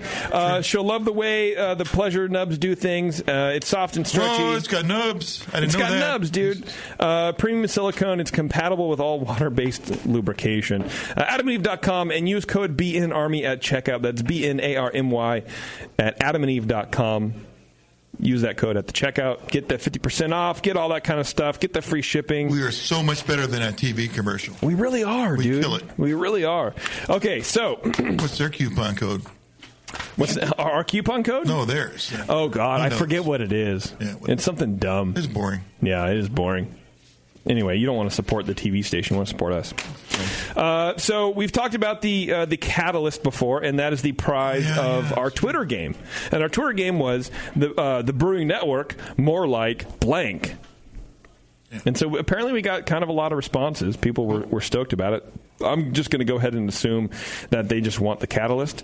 In case you guys don't know what the Catalyst is, it's made from plastic. It's a conical. It's over 90% more scratch resistant than other plastic conicals and 71% less oxygen permeable. It has a low profile design. It allows it to fit snugly in your fridge or right on your countertop. Cleaning is a breeze. That entire lid snaps off so you can be sure to get all those crusties and yeasties off the side. And perhaps the best part is that giant 3-inch butterfly valve at the bottom. Yeah, you can attach. Cool. Yeah, you can attach any size mason jar at the bottom for yeast collection during fermentation. Craftbrew.com. Okay. Twitter game. James M. says the Brewing Network, more like JP hates Homebrew Network. What? Okay. Yeah. He's not wrong. He's not wrong. Bev forgot to include the name on this one. They go, the Brewing Network, more like a weekly low hug. Oh, whoa, that's loud. My microphone was turned up really high in my ears. Sorry. Yeah, that's all right. I can look that up. That's okay. We'll see if it wins. Okay. Okay. I Yeah. get it. I get the inference. Yeah. Joe Risen says the Brewing Network, more like Justin's former employer. I kind of like that one. Conrad B. says the Brewing Network, more like the next $1 million craft beer play by Miller Coors. I hope so. I fucking hope so. Wouldn't that be amazing? How much? I think he'd throw me a bone or two, wouldn't he, Justin? I don't know how much. Yeah, I was just going to say, how much do you think we would get? I'll just start contracting directly with Miller Coors. Right, and we negotiate it on behalf of the Brewing Network because Jay's not going to care. He's always said, for $100, I'll stop doing this. He may already have. We just don't know it. Right. So I think that's the move. I think you and I tag team Miller Coors. Whoa, really? Right? Yes. I'm not hearing this. Maybe we should. This is during the break on the DL. This is on the DL, yeah. Right. And then we approach Jay and be like, "Here's $50,000, sell it to us." And then he sells it to us, and then we just sign it right over. We get millions of dollars, and we totally bone him how much for beer 50 money G. he needs, and then that'll be the price. $50,000. Yeah. That's all. I mean, he would sell this place for $50,000, no doubt. Yeah. Then we'll. But knowing us, we wouldn't take $50,000. We need nils. We need more zeros than that shit. But he wouldn't. So I think we could work him on this. I think we could play against him. I mean, because what if all of a sudden we go like, well, then we're out of here. Then we're just leave. That's leverage, bro. Oh man, for sure, right? I'm glad we're doing this show together. I think it's a good chance that we got a little quality time together here and talk about this. We don't get that very often. Business opportunity. Yeah, I think it'd be good. I think my number would be $5 million. Oh yeah, it is the Brewing Network. It's not the Brewing Network.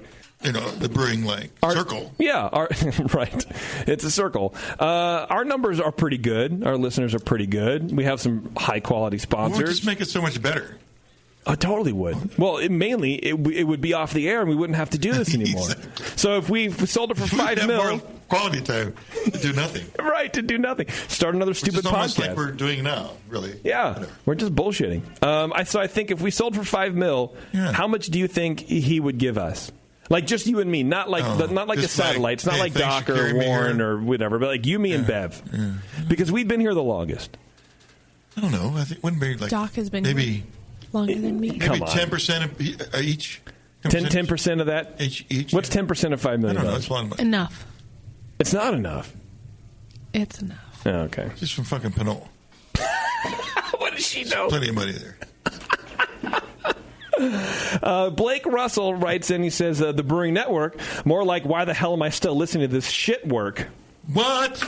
I like that, too. Insulting. It is insulting, but I like it. Chris Makes Beer says, more like poison-stirring loners. I don't get it. But, I like he calls us loners. I think that's cool. We're doing this because we've got nothing else to do. Nobody uses the word loner anymore as a negative. Now it's a positive. Like, I'm a loner. I'm a lone wolf. But, when you're in middle school, you call her a loner. That's the worst, man. You'll piss yourself out of fear of being called a loner. Colorado JBS says, more like don't brew, barely work. That's true. I barely don't brew. Or I don't barely brew. Mark Wilson says, more like an excuse for free beer that escalated way too far to back out now. Kind of like Beardy's marriage. What? Shot across Beardy's marriage bow. Awkward. Yeah. And by the way, that's $500,000. Oh, yeah, I'd take 500 G's. Me too. For show. All right. Got our price. Chris Beer says the Feelings Network. I like that. Justin says the Brewing Network, more like shit. That one made me laugh out loud. I like that, too. William says the Brewing Network, more like the network willing to sell at the first offer and create the Bevo double-wide trailer park / Burning Man life. 500,000, you could do that. You could totally do that. Are you kidding me? Dude, I could have a triple wide. Oh, for sure. Well, let's not get too... Would that be upstairs? Would that be one level up? In Clear Lake. It'd be in Clear Lake. Okay. It'd be lakefront, but it'd be methy. You wouldn't be working, so you wouldn't need a job. There's no jobs in Clear Lake. That's right. There's meth in Clear Lake. Joel Bateman says, more like fucking Toto-hating grieve job enthusiasts. Tears for Toto. And then he hashtags RIP Tasty. What? I included the hashtag on purpose. You have to at that point. Every show has one of those. Brian says, more like the Chechnya Information Network. Ooh. In Chechnya, we have only one network. We share with Ox Riding Network. And then finally, Matt Lane says, more like Caused My Alcoholism Network. That kind of hits too close to home. Oh, yeah. I'm sorry about that, bro. Yeah, man. That's... I'm sorry. Dude, I'm really sorry about your... Yeah, maybe we should preach more, modernization of alcohol on our show instead of more like fucking drunk every time. Monetization. I don't know. Yeah, I mean, we probably should, but whatever. It's fine. So let me take off the people who I don't like. Could be. This is stuff that he does usually when he's not when I'm not the host. Right, exactly. He's filtering my filter. I'm filtering the filter of the filter. Thanks, B-Will, for picking up the slack there. Yeah, I appreciate doing so much extra work tonight. And happy birthday one more time. Thank you. How's the whatever it is, taco cake thing going back there? I actually didn't... Did you get enough wine? Oh, my can of wine is gone. It's an Uber night? She gone. But the taco nachos I'm going to save for later because I ate a bunch of Indian food right before the show. So, and I forgot to tell you to not. You're like, what do I want to eat? And I'm like, I didn't want to say don't go eat food because that would look weird because it's supposed to be a surprise. Yeah, but. And it was I a appreciate surprise. it's so nice, and I'm going to take it home and I'll enjoy it at a different time. I think you should. But I tasted it and it's delicious. And they are tachos. I'm so excited. Yeah, You don't even know. I know, but I can shared guess. with Kevin, but I'm only sharing with Kevin. I hope I better have some waiting for me at home. Karen brought several bowls, and I'm like, mm-mm. Well, really, those are bowls left over from our wedding. The bamboo, like the decomposable bowls. The fancy bowls. So she's really just trying to off a lot of this all crap on Declutter. you. Yeah, I'm right. fine with that. It's fine. Okay, so here's what I have for the Twitter game. I have Blake Russell, who's saying more like, why the hell am I still listening to this shit work? Justin, who just says shit. I'm assuming that's in response to the Twitter game. William, who says the network willing to sell at the first offer. Brian, who says the more like Chechnya Information Network. Chechnya. And then Matt Lane says more like Cause My Alcoholism Network. I think those are the ones that we kind of... I laugh more about most all those. Yeah. So which one's your favorite? I really like shit. I like shit work. The shit work? by itself? Yeah. I was going No, for the shit shit work. work. Shit Oh, yeah, work. shit work. Okay. The shit work? Let's make it... Okay. Yeah. Blake Russell. There you go, buddy. You win, buddy. Blake Russell. We will tweet to him and tell him to... email Bev at BEEVO... at the brewing. And he'll be getting He'll be getting the catalyst from craftabrew.com. Well, should he email me or should he email you? He should email me at jp@thebrewingnetwork.com. Yes. And then I will put you guys in touch with the Catalyst folks over there at Craft a Brew, and we'll get you hooked up, dude. I'm excited. I'm excited for you. I think this thing's pretty cool. I have one. I've played around with it. I think it's awesome. It's really, really sturdy. It's really well done. Cool. Okay, let me look at my deal. What else do we have on my list of things to do? We did this. We did this. We did this. Okay, we're done. We're tasty. We're done, dude. We done. So after it says break, Twitter game, and then it says go the fuck home. And I think that we're at that moment right now. All right. Where we go the fuck home. 3 hours. Good job. We did pretty good, right? Good show. I had fun, man. The Fieldwork dudes are pretty cool. Fieldwork guys were great. They're friends of mine. He was so nervous about this show. I really was, and I was telling Barry and Mark at the break. Or Barry and Alex. The whole cloudy beer thing. Not that their beer is all cloudy, but I was telling Barry, I was like, look, not all your beer is this way, so I don't know why I'm spending so much time talking about it. But I'm fascinated by the trend in the brewing world. I'm fascinated by people are really are into it, and I want to know about it. I want to know why more than anything. Yeah, and I do talk a lot of shit about it. I'm not backtracking on it at all. I still stand up to it, but I think that it's cool, and I think what they changed my mind on a little bit is that look, people are into it. People like the flavor, and they're looking for it. And is that necessarily a bad thing? No, I guess not. Right? We're in transition. We're just looking at, spot on the timeline here. We'll see what happens in a few months, a few years, whatever. Yeah, it'd be interesting this time next year to take a snapshot, see where we're at, see where it all ends up. But I would love to do that tasting that Barry was talking about, the cloudy versus uncloudy, or the hazy versus unhazy, or whatever. The blindfolded deal. Because I think in my mind I could be able to tell the difference, but probably in practice I probably wouldn't be able to tell. Or I might like the hazy one better. I don't know. It's good to know. Yeah, right. We should find it out. We should find it out. Like I don't want to be like on a live... in front of a bunch of people, I should know that. Oh, yeah, like on a stage or whatever? Oh, yeah. No, yeah, it would be a private event. Very private, I'm thinking, right? Like, let's sell tickets to it, Tasty. It'd be Especially you and me, and we'll sell tickets for $100. Tell them, and then people will know. Yeah, we don't want to be surprised, like, down the road, that we actually do like the hazy beers better. But I think people would be. I think there's those weirdos, the loners out there who would pay $100. To be the $100. You come and watch. See if we can figure it out. Yeah, come watch two idiots taste beer. Like people would do that, right? I don't know. All right. Fuck it. Let's do it tomorrow. We'll do a. Oh no, we'll do it. You're ridiculous. I have ideas, but yes, okay. We'll do something like off-air ideas. Something like that. Off-air ideas. All right. Let me make sure I got all my things. Okay, I'm going to try to do the plugs here. Next week we have Macrobasari. Brasserie. Sure. Yeah. A brasserie. Yes, dude. Macrobrasserie. Le Castor. Microbrasserie is just French for microbrewery, I guess. Yeah. But Le Castor, man. So I tell you what, Blobber turned me on to these dudes. They make a bunch of saisons and whatever, but they use a lot of Brett. Oh. They're like a Brett heavy kind of brewery. Cool. And the beer is fantastic. Ooh. I got a bottle of their saison, their Brett saison, in November, and I opened it like in April, and it fucking floored me. Like, I emailed the guy the next day. Are we going to have some to try? Like, yeah. Oh, good. I actually have to email him tomorrow and make sure that he's sending a bunch of beer in. Well, but good. And he said he would. Beer. It floored me, dude. And I don't get. Look, I don't like a lot of things. I don't get floored by much anymore. I was floored by this beer. It was phenomenal. So I really can't wait to talk to him. It's well, so many of our listeners travel really cool. in Europe. That'd be great for them to know. Yeah, I'm stoked. I'm stoked about it. All right, here we go. We're gonna leave. Tasty looks. Wait a minute. Did we establish a Kickstarter for our funding for our buying Justin out? Well, we got to talk about that. Okay, fine. We got to talk about the details because we have to make a video and we got to do this whole thing. But we should try. Yeah. We'll just be burning Justin an effigy or something. Like, who needs this guy? I don't know, man. But look up Kickstarter Low Hug on the Down Low. Oh, that's the Low Hug Network. That's the code name?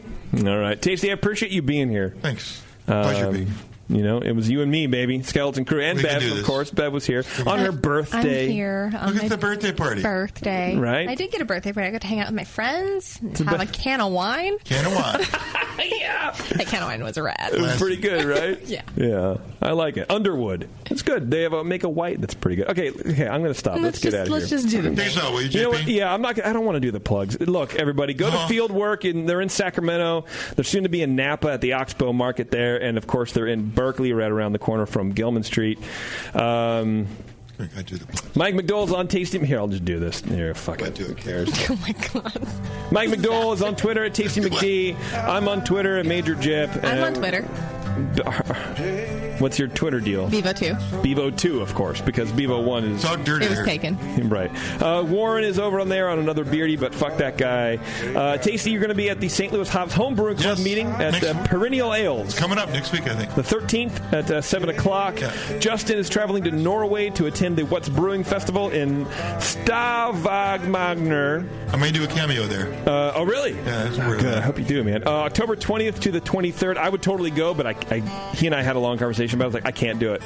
I don't think I'm ready. I've taken some classes. I don't think I'm ready to do it. But I really fucking want to. Someday you will. Yeah. So if you're up for the trek, shoot up there and join him. Head to whatsbrewing.no for more. Today's show is produced by Beverly, and your host has been JP. Be sure to find the Brewing Network on Facebook, Twitter, and Instagram. Thanks a lot for tuning in, everyone. We'll see you next week. JP